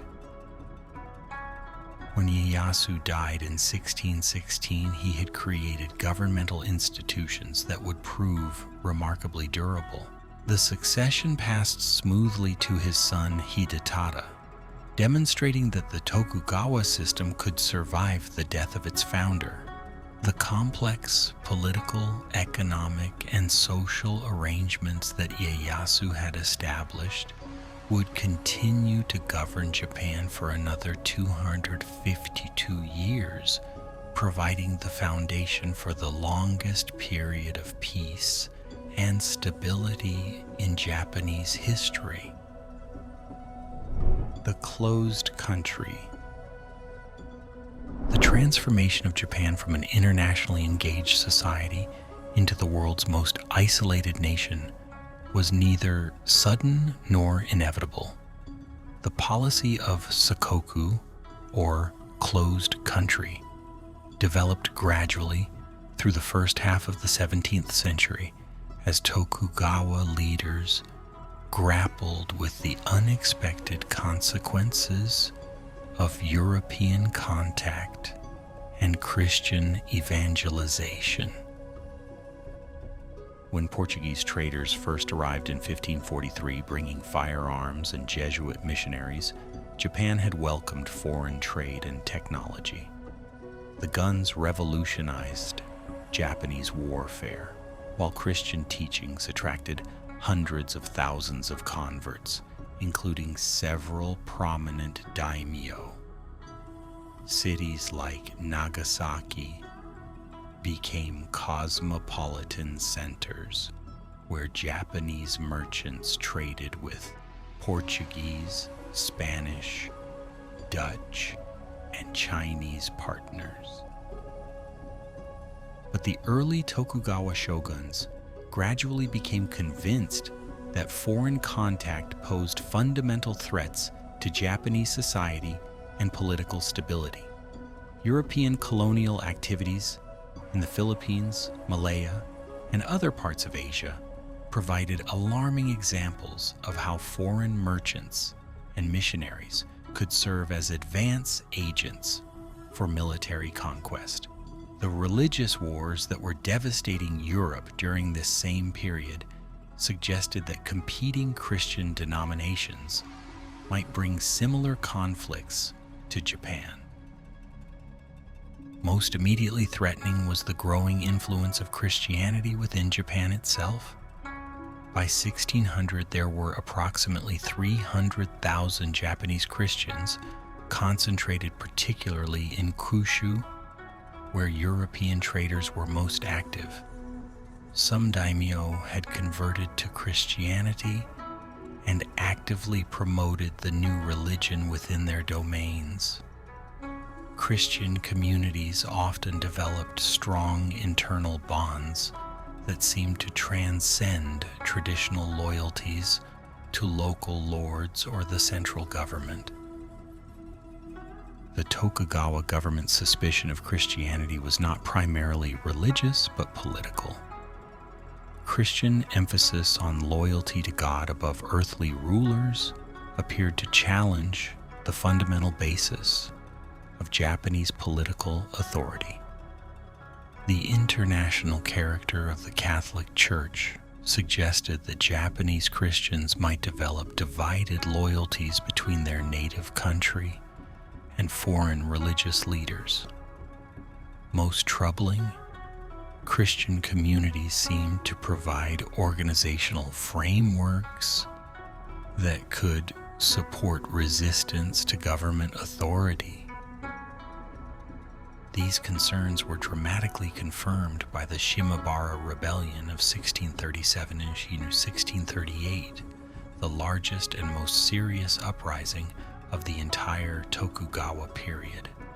The rebellion began as a protest against excessive taxation and corrupt local administration in the heavily Christian regions around Shimabara Castle in Kyushu. But it quickly developed into a general Christian uprising against government persecution of their faith. The rebels, led by a charismatic teenager named Amakusa Shiro, who claimed to receive divine visions, fortified themselves in the ruins of Hara Castle and successfully resisted government forces for several months. The rebellion attracted over 37,000 participants, including not only Christian peasants, but also masterless samurai and others who opposed Tokugawa rule for various reasons. The government's response to Shimabara was overwhelming and ruthless. Over 125,000 troops were mobilized to crush the rebellion, including forces contributed by Dutch traders who were eager to demonstrate their loyalty to the government and their opposition to their Catholic competitors. When the castle finally fell in April 1638, virtually all the defenders were killed, including women and children. The Shimabara Rebellion confirmed the government's worst fears about Christianity and foreign contact. Within months of the rebellion's suppression, the Tokugawa issued edicts that fundamentally changed Japan's relationship with the outside world. All Spanish and Portuguese nationals were expelled from Japan. Japanese Christians were forced to abandon their faith or face execution. Japanese citizens were forbidden to travel abroad under penalty of death, and those already overseas were prohibited from returning. The implementation of Sengoku was systematic and thorough. In 1633, the government issued the first of a series of isolation edicts that progressively restricted foreign contact. By 1641, the process was complete. All Europeans except the Dutch were expelled. Chinese trade was strictly regulated, and Japanese contact with the outside world was limited to carefully controlled interactions at designated ports. The Dutch were allowed to remain because they had demonstrated their purely commercial interests by assisting in the suppression of the Christian rebellion and by agreeing to operate without missionary activities. They were confined to the artificial island of Dejima in Nagasaki Harbor, where their activities could be closely monitored and controlled. Chinese merchants were permitted to trade at Nagasaki under similar restrictions, while Korean diplomatic missions continued to visit regularly through the port of Busan. This system of controlled foreign contact served multiple purposes for the Tokugawa government. It eliminated what they perceived as the most dangerous threats of foreign influence while preserving access to valuable goods and technologies that Japan could not produce domestically. The government maintained monopolistic control over all foreign trade, generating substantial revenues while preventing foreign merchants from developing independent relationships with Japanese partners. The cultural and intellectual effects of isolation were profound and complex. On one hand, the elimination of foreign competition allowed distinctive Japanese arts, crafts, and customs to develop without outside interference. Traditional architecture, painting, poetry, and performing arts reached new levels of sophistication during the isolation period. The famous floating world culture of the great cities, with its distinctive aesthetic sensibilities and social arrangements, could hardly have developed in a more internationally connected environment. On the other hand, isolation meant that Japan fell behind in military technology, scientific knowledge, and industrial development. While European nations were experiencing the scientific revolution and beginning the Industrial Revolution, Japan remained largely unaware of these world-changing developments. The technological gap that opened during the isolation period would later have serious consequences when Japan was forced back into international contact. The maintenance of isolation required constant vigilance and sophisticated administrative arrangements. Coastal watch posts monitored the approaches to Japanese harbors, while special officials supervised the activities of foreign merchants in the designated trading ports. The government developed elaborate procedures for censoring foreign books and controlling the flow of information between Japan and the outside world.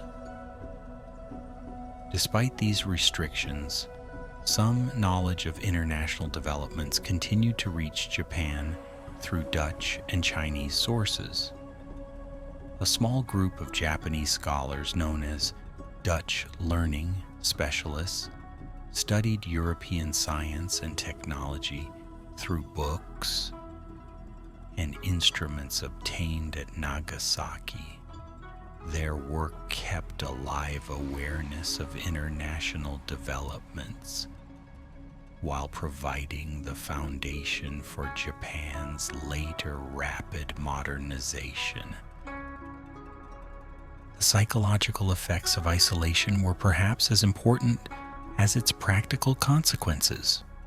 2.5 centuries of severely limited foreign contact created a distinctive Japanese worldview that emphasized the country's uniqueness and special destiny.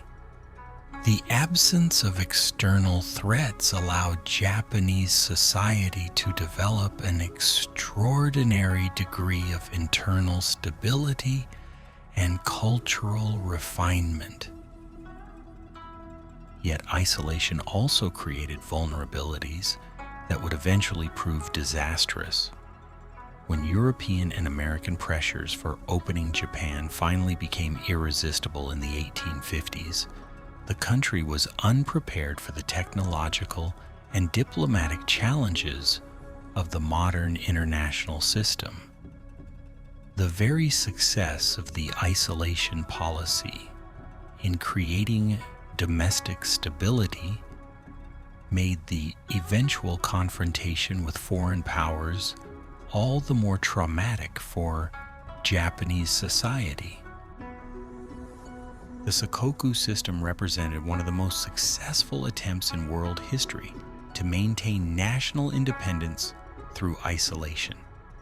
For over 2 centuries, Japan preserved its cultural and political autonomy, while most other Asian societies fell under various forms of European domination. But this achievement came at the cost of technological stagnation and international awareness that would later threaten Japan's very survival as an independent nation. Edo Society and Culture. The Tokugawa period witnessed the emergence of one of the most complex and sophisticated urban civilizations in world history. Under the peace imposed by shogunal authority, Japan's population grew from approximately 12 million in 1600 to nearly 31 million by 1720. While cities like Edo, Osaka, and Kyoto became centers of commercial, cultural, and intellectual activity that rivaled any urban centers in the contemporary world. Edo itself grew with unprecedented speed and scale. By 1720, the shogunal capital housed over 1 million inhabitants, making it possibly the largest city in the world at that time. This massive urban center was divided into distinct districts that reflected the hierarchical structure of Tokugawa society, while also creating spaces for new forms of social interaction and cultural expression. The social hierarchy established by early Tokugawa legislation was both rigid in principle and flexible in practice. At the top stood the samurai class, comprising roughly 6% of the population, who alone had the legal right to carry swords and hold government positions. Below them came the farmers, theoretically honored as the producers of food essential for society's survival. Artisans ranked third, respected for their skills in creating useful goods.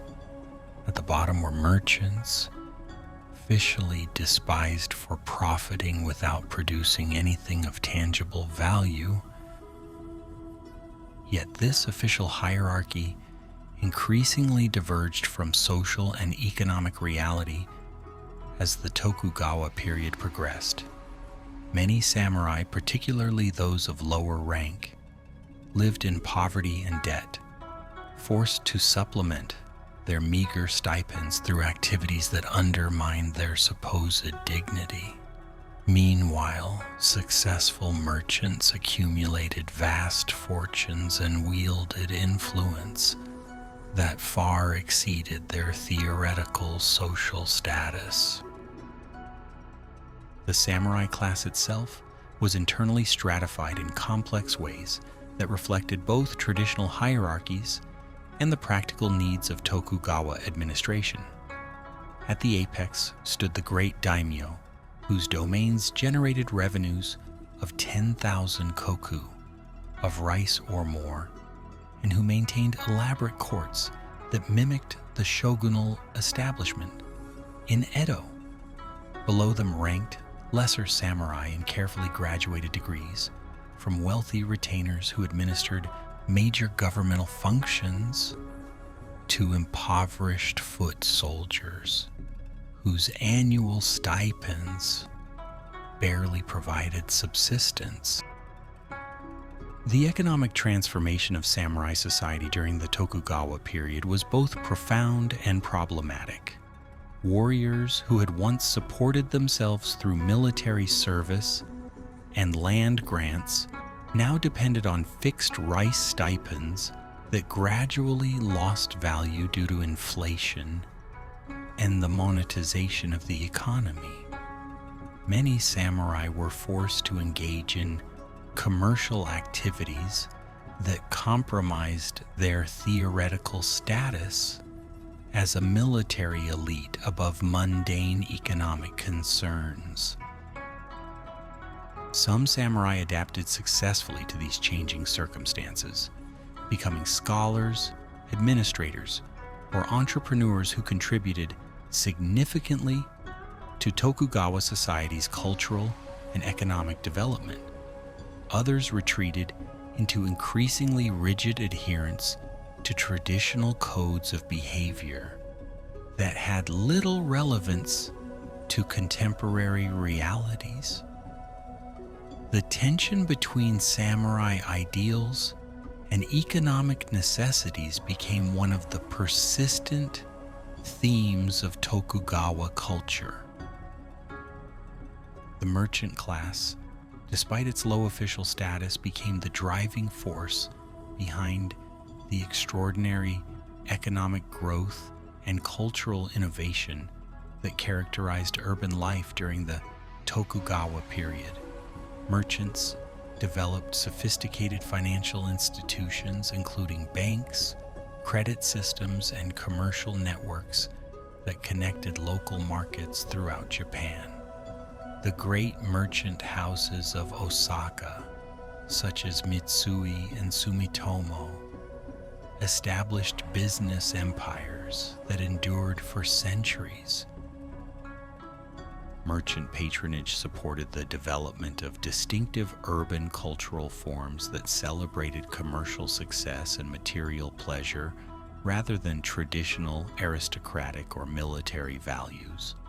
The floating world, ukiyo culture, that emerged in the great cities was explicitly hedonistic, emphasizing the enjoyment of temporary pleasures in an impermanent world. This worldview found expression in literature, theater, art, and entertainment that captured the energy and sophistication of Tokugawa urban life. Kabuki theater, which developed during the early Tokugawa period, became the most popular form of urban entertainment. Unlike the refined no drama that appealed primarily to aristocratic audiences, Kabuki was designed for merchants, artisans, and other commoners who wanted elaborate spectacle, emotional drama, and contemporary relevance. Kabuki plays featured elaborate costumes, sophisticated stage machinery, and plots that often dealt with current events and social issues. The rise of professional female entertainers, known as geishas, represented another distinctive aspect of Tokugawa urban culture. These women trained in music, dance, conversation, and other social arts, served the wealthy merchant and samurai classes in exclusive entertainment districts like Yoshiwara in Edo and Shimabara in Kyoto. The geisha system created opportunities for women to achieve economic independence and social influence, even while operating within the constraints of a male-dominated society. Literature flourished during the Tokugawa period with both traditional and innovative forms reaching new levels of sophistication. Ihara Saikaku's novels about merchant life and urban romance established realistic fiction as a legitimate literary genre, while Matsuo Basho elevated haiku poetry to its highest artistic achievement.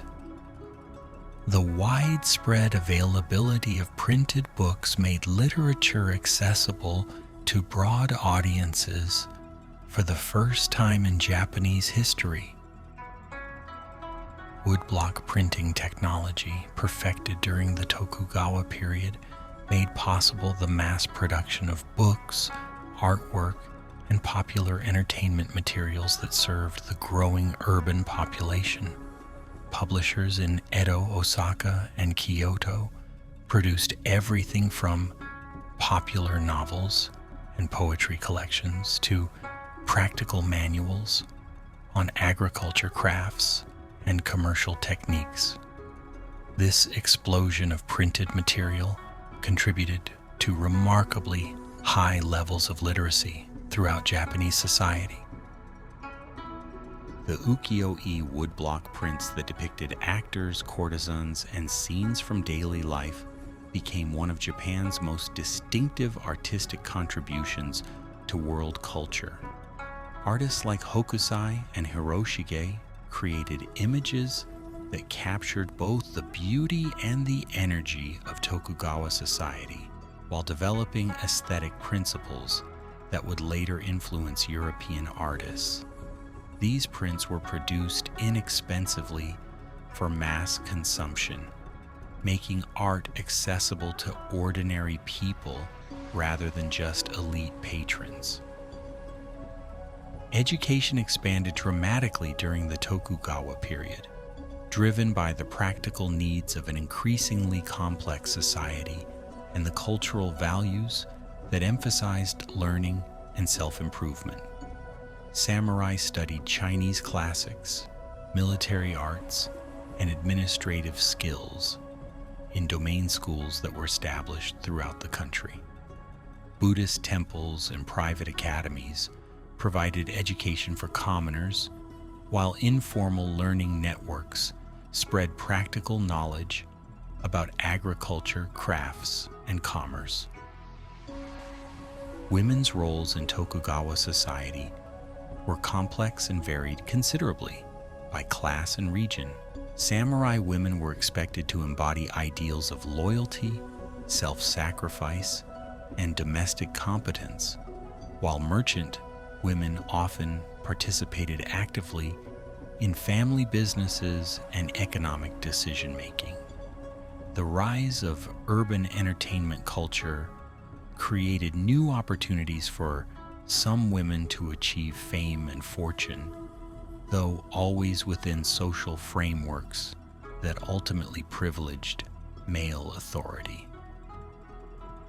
Religious life during the Tokugawa period reflected both continuity with traditional practices and adaptation to new social circumstances.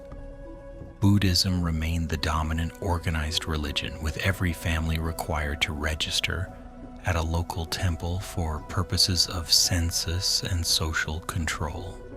Shinto ceremonies marked important life events and seasonal celebrations, while Confucian ethical teachings provided moral guidance for social relationships and governmental administration. The development of popular festivals and seasonal celebrations created opportunities for community bonding and cultural expression that transcended class boundaries. The great festivals of Edo, such as the Sanja Matsuri and Kanda Matsuri, brought together participants from all social levels in elaborate processions and ceremonies that celebrated both religious traditions and urban pride.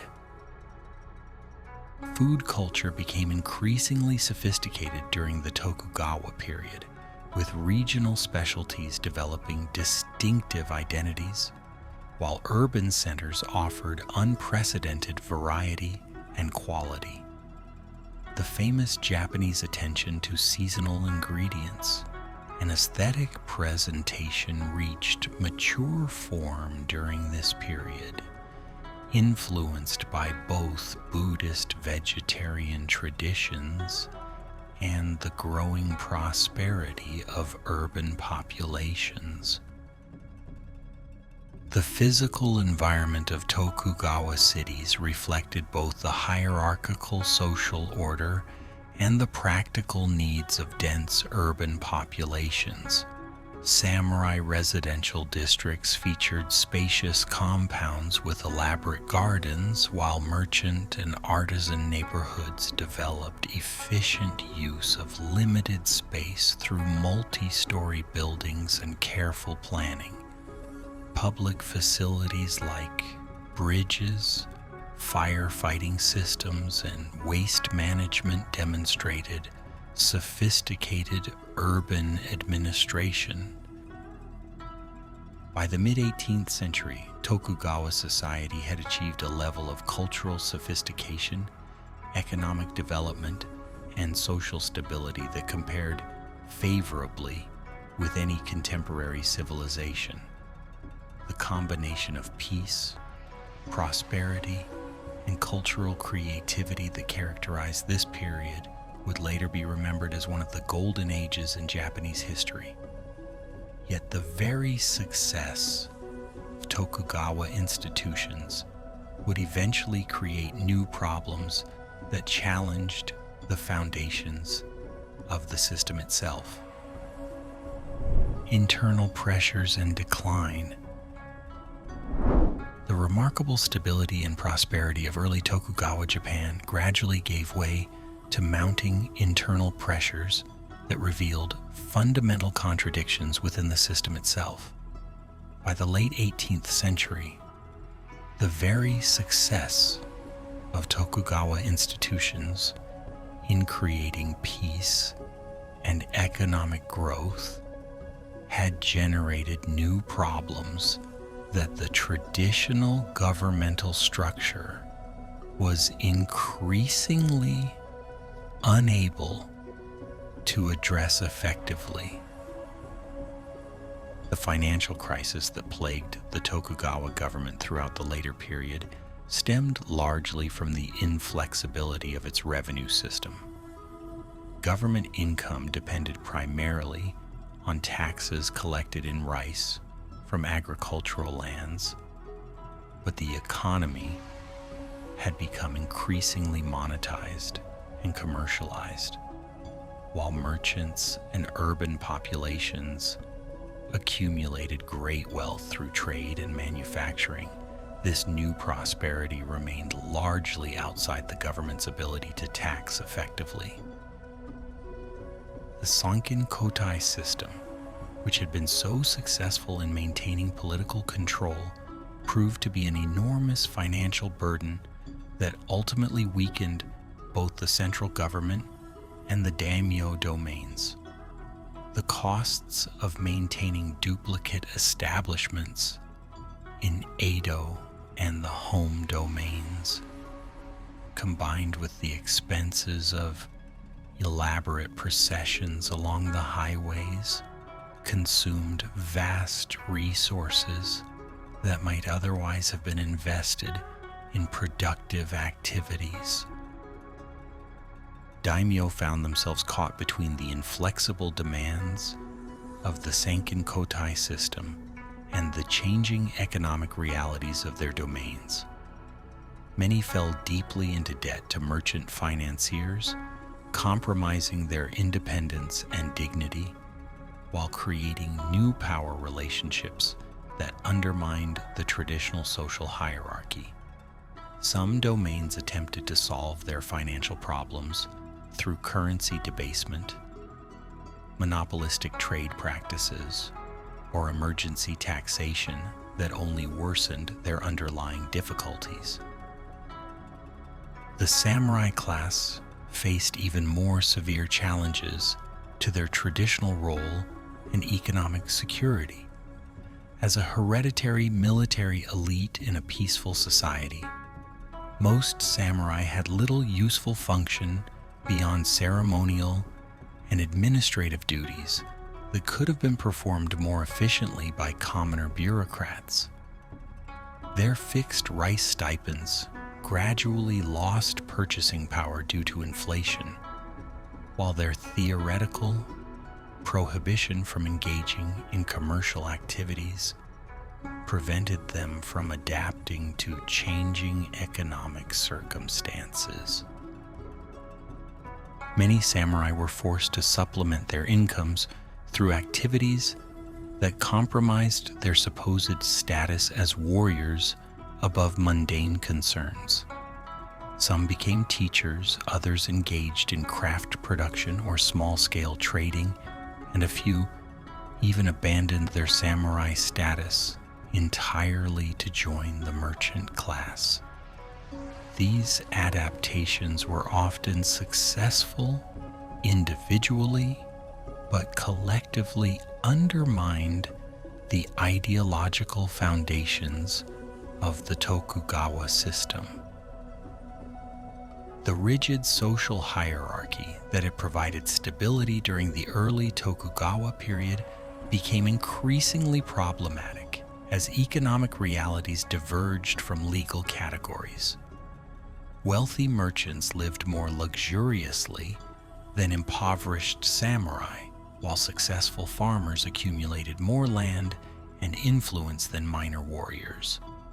The official ideology that ranked social groups according to their theoretical contributions to society had little relationship to actual patterns of wealth, power, or social utility. Popular unrest became increasingly frequent and serious during the later Tokugawa period, reflecting both specific grievances and broader social tensions.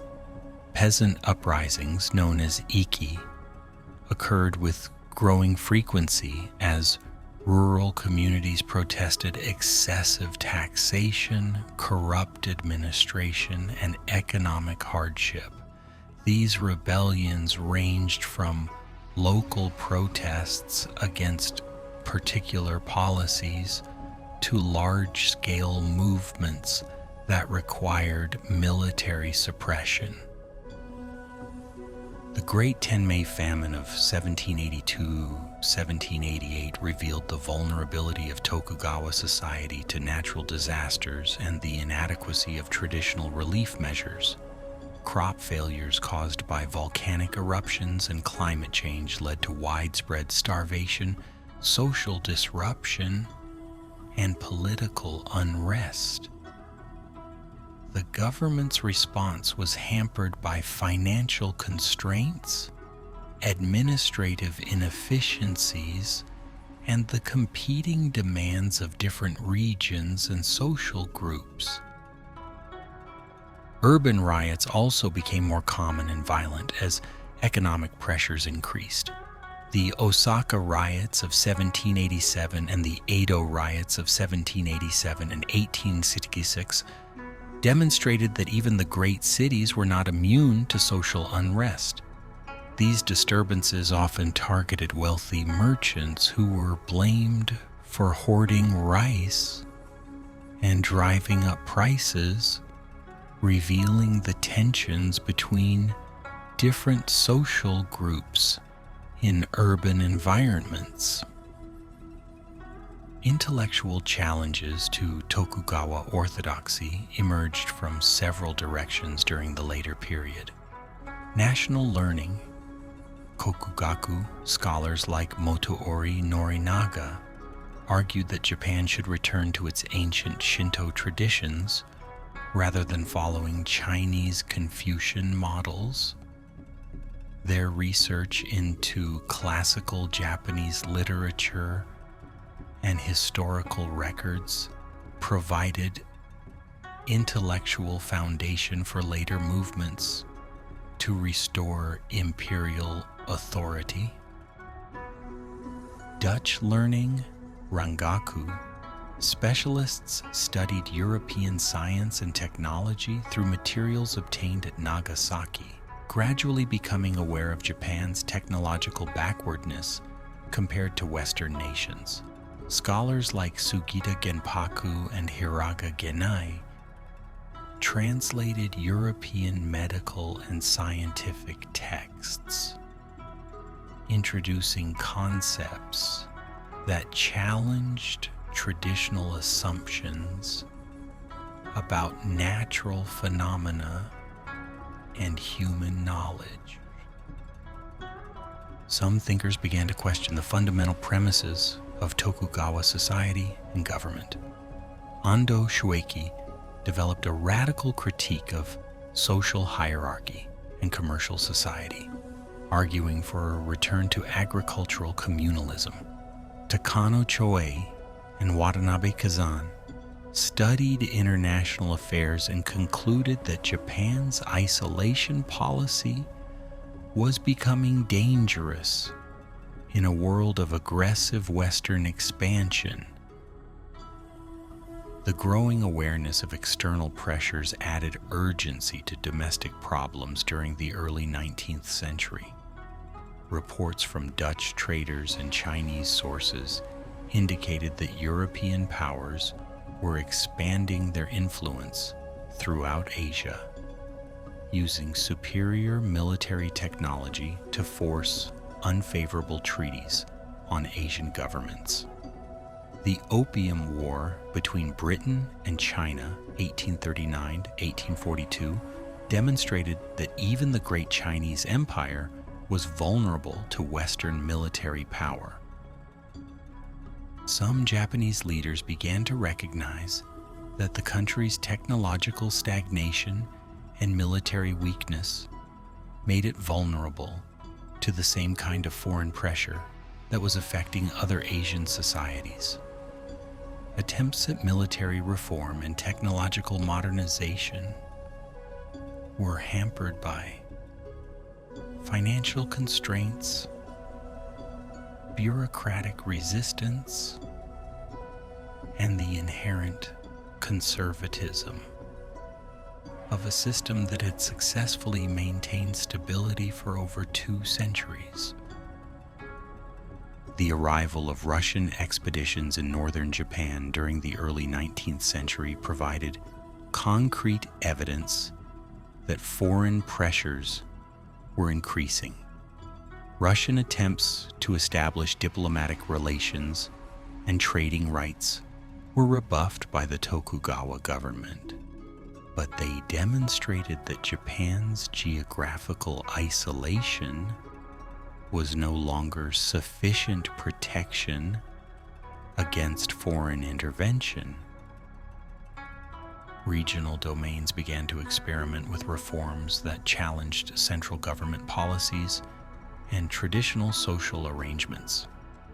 The Choshu and Satsuma domains, located at Japan's southwestern periphery, developed closer contacts with foreign traders and gained access to advanced military technologies.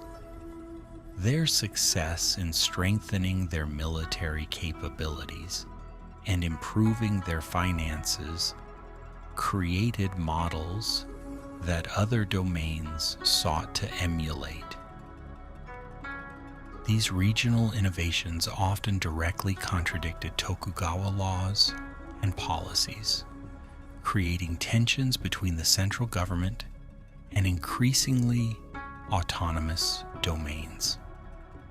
The government's inability to enforce its regulations effectively revealed the weakening of central authority that had once been the system's greatest strength.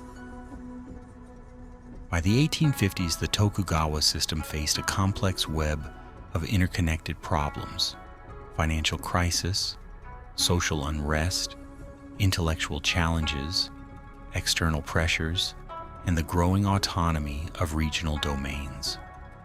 While the government retained formal authority and continued to function on a day-to-day basis, its ability to address fundamental problems had been seriously compromised. The stage was set for the external shock that would finally bring down the longest-lasting military government in Japanese history. Part 4. The End of an Era. The Black Ships. On the morning of July 8, 1853, 4 black warships appeared in Edo Bay, their dark hulls and billowing smokestacks creating an image that would be seared into Japanese memory forever. Commodore Matthew Perry of the United States Navy had arrived to accomplish what no foreign power had attempted for over 2 centuries: the forced opening of Japan to international trade and diplomatic relations. The American expedition represented the culmination of growing Western interest in Japan that had been building throughout the early 19th century. American whaling ships operating in the North Pacific needed safe harbors for repairs and supplies. The California Gold Rush had increased American trade with Asia, making Japan's strategic location valuable as a potential coaling station. Most importantly, the rapid expansion of American commercial and territorial interest across the Pacific had created momentum for opening new markets and establishing American influence in East Asia. Perry's squadron was specifically designed to demonstrate American technological superiority and military power. The flagship, Susquehanna, and her sister ships represented the latest advances in steam-powered naval technology capable of speeds and maneuverability that no Asian nation could match. Their cannon could destroy any Japanese coastal fortification, while their steel hulls made them virtually invulnerable to traditional weapons. The visual impact of Perry's arrival was carefully calculated for maximum psychological effect. The ship's black hulls, which earned them the Japanese nickname Black Ships, Kurofuni, created an ominous impression that was heightened by the smoke from their steam engines. Japanese observers had never seen vessels that could move against wind and current, leading some to believe that supernatural forces were involved. The letter that Perry carried from President Millard Fillmore was both diplomatically correct and implicitly threatening. It requested that Japan open its ports to American trade, provide assistance to shipwrecked sailors, and establish normal diplomatic relations between the two countries. But the presence of heavily armed warships made clear that these were not merely requests, but demands backed by the threat of military force. The Tokugawa government faced an impossible dilemma. Accepting American demands would violate the fundamental principle of national isolation that had guided Japanese policy for over 2 centuries. The Sengoku system was not merely a foreign policy choice, but a cornerstone of domestic political stability that touched every aspect of Japanese society. Opening the country would require fundamental changes in governmental institutions, social relationships, and cultural values. Yet refusing American demands would almost certainly provoke military action that Japan could not successfully resist. The technological gap between Japanese and Western military capabilities had grown enormous during the isolation period. Japanese coastal defenses consisted primarily of obsolete cannon and medieval fortifications that would be useless against modern naval artillery. The samurai military system, designed for fighting other samurai with traditional weapons, would be helpless against disciplined troops equipped with rifles and supported by naval gunfire.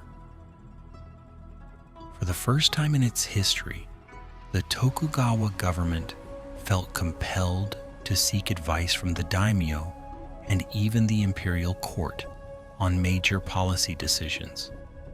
This consultation represented a tacit admission that the shogunate could no longer make unilateral decisions about Japan's future, undermining one of the fundamental premises of Tokugawa authority.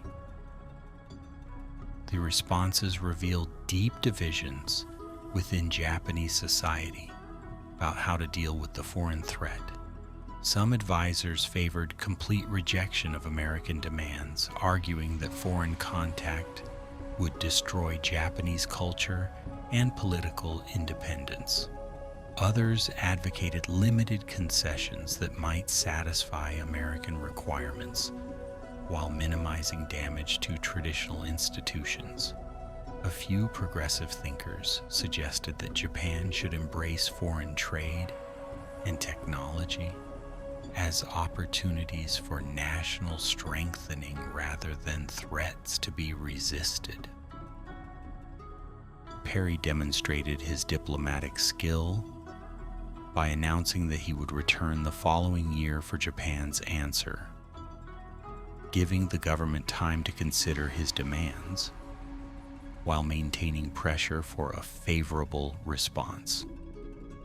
This delay allowed Japanese leaders to debate their options while also providing Perry with an opportunity to gather intelligence about Japanese capabilities and attitudes. When Perry returned in February 1854 with 8 ships and over 1,600 men, the expansion of his force demonstrated American determination while providing additional evidence of technological capabilities that Japan could not match. The elaborate ceremonies and gift exchanges that preceded formal negotiations revealed Perry's understanding of Japanese cultural sensitivities and his commitment to achieving his objectives through diplomacy rather than force if possible. The Treaty of Kanagawa, signed on March 31, 1854, represented a compromise that satisfied immediate American requirements while limiting the scope of foreign access to Japan. 2 ports, Shimoda and Hakodate, were opened to American ships for supplies and repairs. American consuls were allowed to reside in Japan to assist their countrymen. Most importantly, Japan agreed to treat shipwrecked American sailors humanely rather than imprisoning them as had been previous practice. However, the treaty did not establish full commercial relations or grant Americans the extensive trading privileges they ultimately desired. It was essentially a foot in the door that would allow further negotiations, while demonstrating that Japan's isolation was ending. Perry understood that this initial agreement would inevitably lead to more comprehensive arrangements as other Western powers demanded similar treatment. The psychological impact of the Treaty of Kanagawa was far greater than its immediate practical consequences. For the first time since the establishment of the Sengoku system, Japan had been forced to make concessions to foreign pressure. The invulnerability and cultural superiority that many Japanese had taken for granted were revealed to be illusions. The world beyond Japan's shores, which had been successfully ignored for over 2 centuries, could no longer be kept at bay. News of the treaty signing triggered intense debates throughout Japanese society about the country's future direction. Conservative elements denounced any compromise with foreign demands as betrayal of Japanese traditions and imperial dignity. Progressive factions argued that accommodation with Western powers was necessary to avoid the fate of China, which had suffered devastating defeats in the Opium Wars. Moderate voices sought middle paths that might preserve Japanese independence while adopting necessary reforms. The arrival of Townsend Harris as the first American consul in 1856 initiated the next phase of Japan's forced integration into the international system. Harris negotiated the Treaty of Amity and Commerce in 1858, which established full diplomatic relations and opened additional ports to American trade. This agreement became the model for similar treaties with European powers that granted foreigners extensive privileges while limiting Japanese sovereignty over its own territory.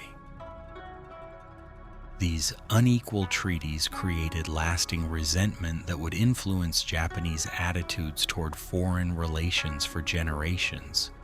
Extraterritoriality provisions meant that foreigners accused of crimes could not be tried in Japanese courts but were subject only to the jurisdiction of their own consuls. Fixed tariff rates prevented Japan from adjusting trade policies to protect domestic industries or generate government revenues. These restrictions on Japanese sovereignty became symbols of national humiliation that motivated later efforts to revise the treaty system. The forced opening of Japan had profound consequences that extended far beyond international relations.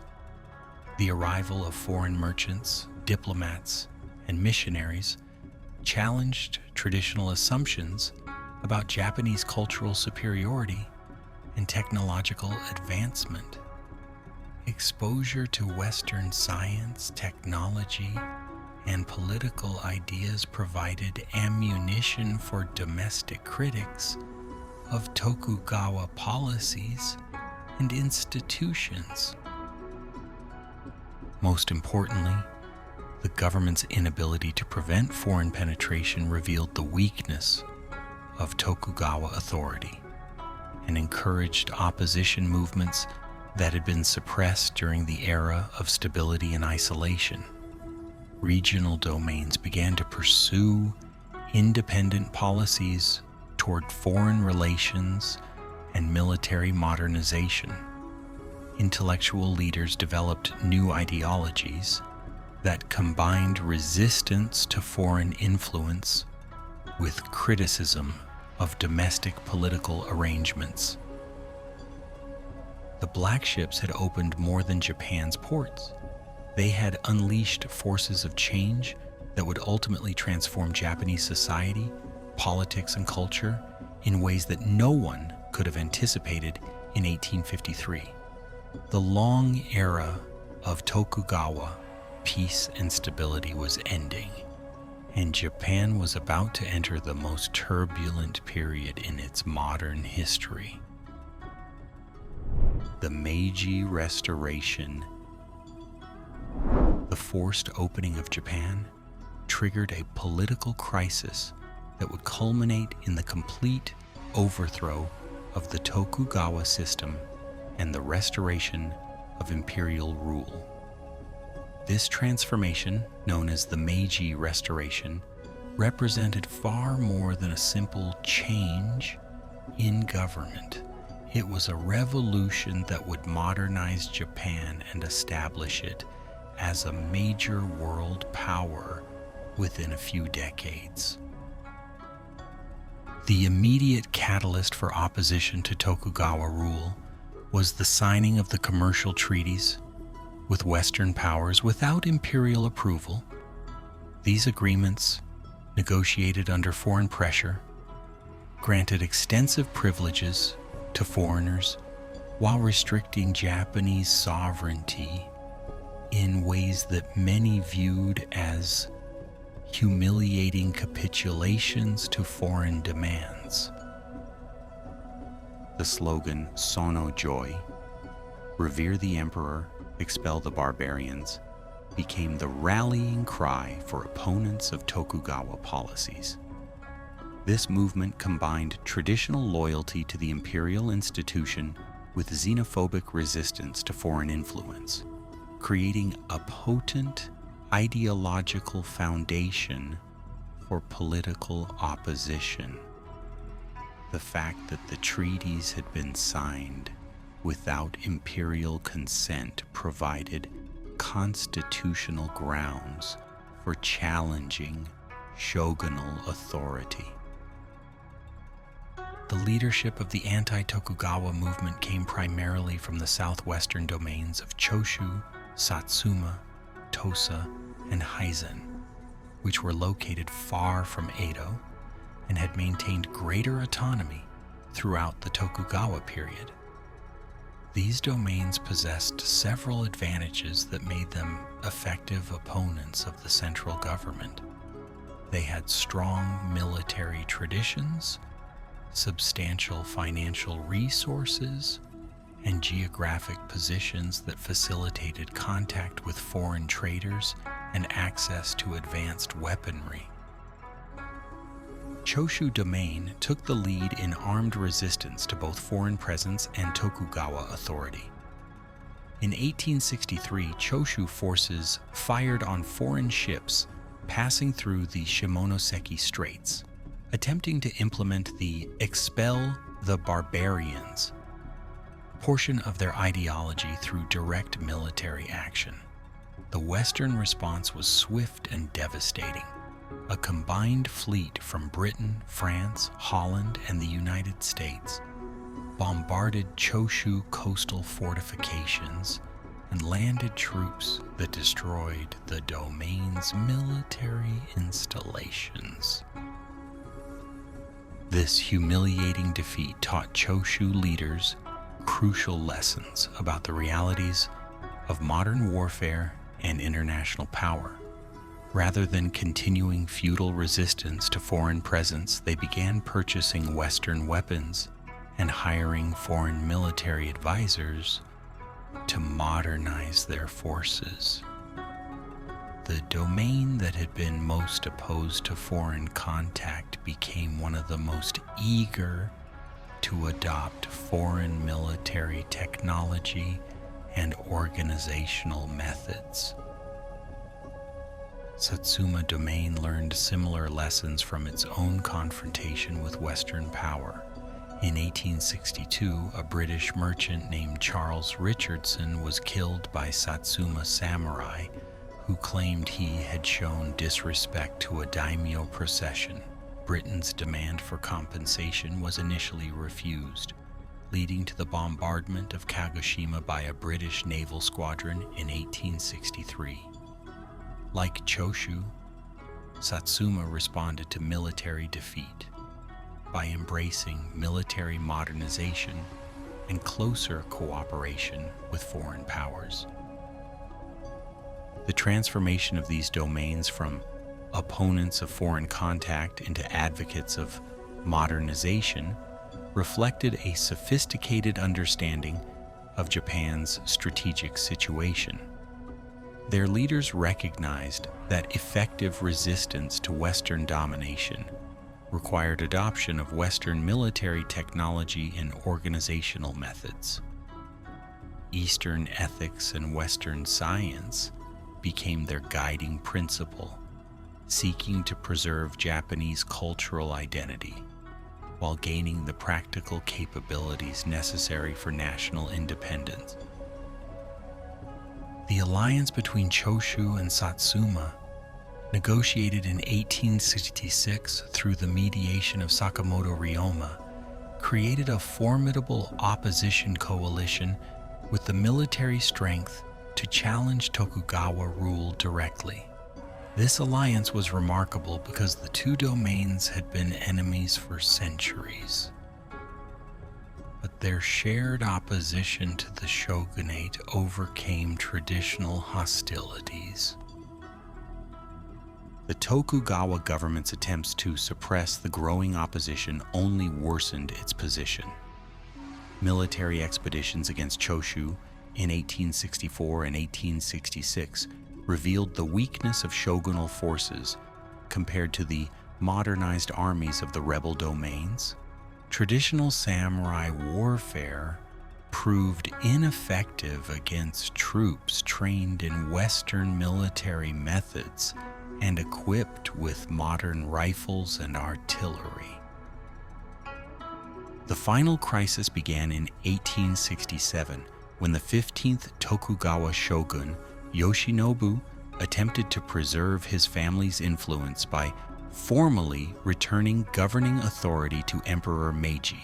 This gesture was intended to deflect criticism while maintaining Tokugawa power behind the scenes, but it backfired completely when the imperial court, dominated by anti-Tokugawa advisors, demanded the complete abolition of the shogunal system.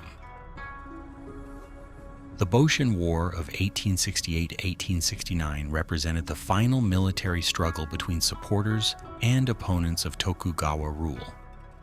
Imperial forces, equipped with modern weapons and trained in Western military methods, possessed decisive advantages over traditional samurai forces loyal to the shogun. The capture of Edo in May 1868 effectively ended shogunal resistance, though fighting continued in northern Japan until the surrender of the last Tokugawa forces in Hakodate in 1869. The new Meiji government moved quickly to consolidate its authority and implement the reforms necessary for national modernization. The Charter Oath of 1868 promised that deliberative assemblies shall be widely established and all matters decided by public discussion, while declaring that knowledge shall be sought throughout the world so as to strengthen the foundation of imperial rule. The abolition of the Han system in 1871 eliminated the domain structure that had defined Japanese politics since the establishment of the Kamakura shogunate. Former daimyo were pensioned off, and their territories were reorganized into prefectures, administered by officials appointed by the central government. This centralization of authority provided the foundation for coordinated national policies in everything from education to economic development. The elimination of samurai privileges represented an even more radical transformation of Japanese society. The Meiji government abolished the samurai's exclusive right to carry swords, ended their hereditary stipends, and opened government positions to all classes based on merit rather than birth. These changes destroyed the social hierarchy that had defined Japanese society for over 7 centuries, while creating opportunities for talented individuals regardless of their background. Military modernization proceeded rapidly under the guidance of foreign advisors and Japanese leaders who had studied abroad. The traditional samurai military system was replaced by conscription that made all male citizens liable for military service. Western military technology, organization, and training methods were adopted wholesale, creating armed forces that could defend Japan against foreign threats while also projecting power internationally. Educational reforms established a national school system designed to create the literate, skilled population necessary for modern economic development. The government sent students abroad to study in Western universities while inviting foreign experts to Japan to teach advanced technical subjects. This massive investment in human capital development provided the foundation for Japan's later industrial success. Economic modernization required fundamental changes in land ownership, taxation, and commercial law that transformed Japan from a feudal agricultural society into a modern market economy. The Meiji government actively promoted industrialization through subsidies, infrastructure development, and the creation of model factories that demonstrated new production methods. Perhaps most remarkably, these revolutionary changes were implemented by leaders who had originally opposed foreign contact and championed traditional values. The same men who had raised the banner of "Expel the Barbarians" became the architects of Japan's modernization and integration into the international system. Their ability to adapt their goals and methods to changing circumstances while maintaining their commitment to Japanese independence demonstrated exceptional political leadership. The Meiji Restoration thus represented both an ending and a beginning. It marked the final collapse of the military government that had ruled Japan for nearly 7 centuries, while inaugurating a new era of rapid modernization that would transform Japan into a major world power. The samurai class that had dominated Japanese society for so long would disappear, but the spirit of discipline, loyalty, and service that had characterized the best of samurai culture would be channeled into new forms of national endeavor. Epilogue. As our long journey through 7 centuries of Japanese military rule comes to an end, we can now see the extraordinary arc of transformation that carried Japan from feudal fragmentation to unified modernity. The story of the shogunate reveals not only the rise and fall of particular institutions, but also the remarkable adaptability of Japanese civilization in the face of changing circumstances. The Kamakura Shogunate demonstrated that military government could provide stability and effective administration while preserving cultural continuity with the past. The dual system of imperial dignity and shogunal authority created a unique form of political legitimacy that proved remarkably durable.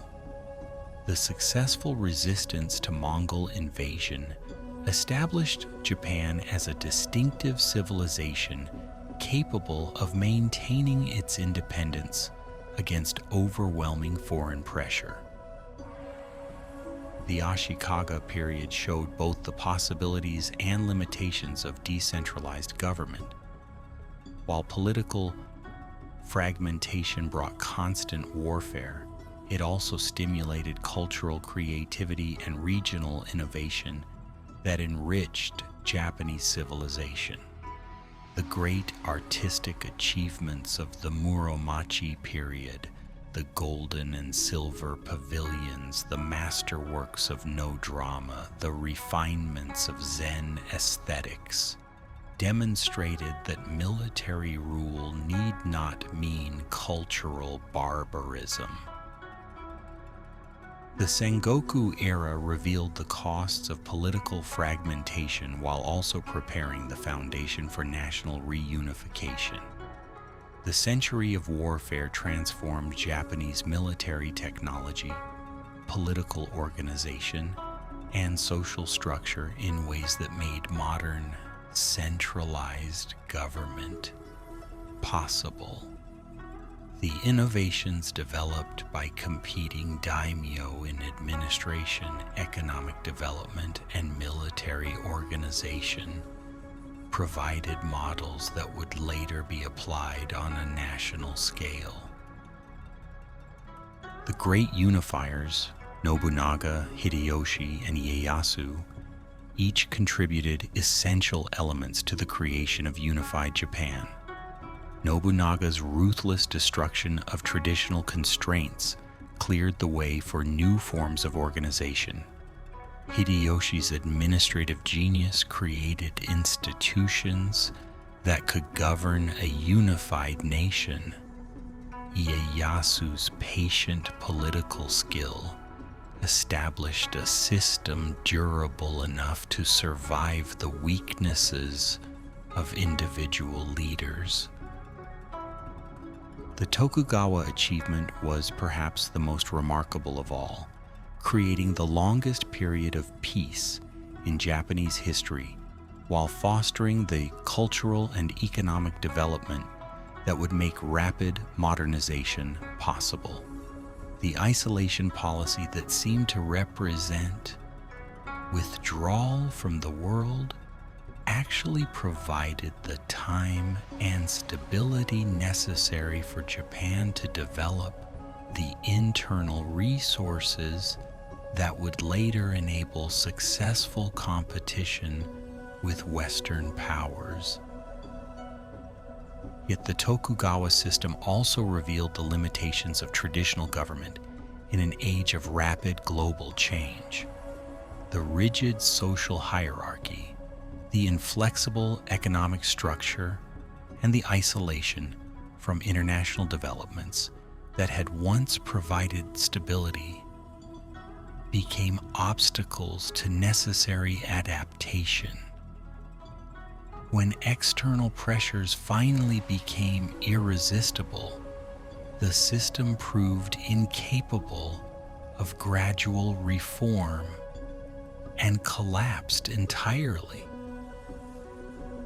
The Meiji Restoration represented both continuity and transformation. The leaders who overthrew the Tokugawa system drew on traditional values of loyalty and service, while embracing revolutionary changes in virtually every aspect of Japanese life. Their success in modernizing Japan while preserving its cultural identity demonstrated that the spirit of adaptation that had characterized Japanese civilization throughout its history remained vital even in the face of unprecedented challenges. The legacy of the shogunate extended far beyond its political demise. The administrative traditions, the cultural achievements, and the social values developed during 7 centuries of military rule provided the foundation for modern Japan's emergence as a major world power. The discipline, organization, and commitment to collective goals that had characterized samurai society were channeled into new forms of national endeavor that would transform Japan into one of the world's most successful modern nations. Perhaps most importantly, the story of the shogunate demonstrates that no political system, however successful, can remain static in a changing world. The institutions that provided stability and prosperity for one generation may become obstacles to necessary adaptation for the next. The key to long-term success lies not in preserving particular arrangements unchanged, but in maintaining the cultural values and adaptive capacity that enable societies to respond effectively to new challenges. The samurai who had ruled Japan for 7 centuries disappeared as a political class, but their ideals of duty, loyalty, and service continued to influence Japanese culture long after their formal privileges were abolished. The castles they built became museums. The swords they carried became art objects, and the codes they followed became cultural memories. Yet something of their spirit lived on in the dedication of Meiji-era modernizers, the discipline of Japanese industrial workers, and the commitment to collective goals that characterized Japanese society well into the modern era. As we conclude our exploration of this extraordinary chapter in human history, we can appreciate both the achievements and limitations of military government as a form of political organization. The shogunate provided Japan with stability, cultural development, and national independence during a crucial period when many other Asian societies fell under foreign domination.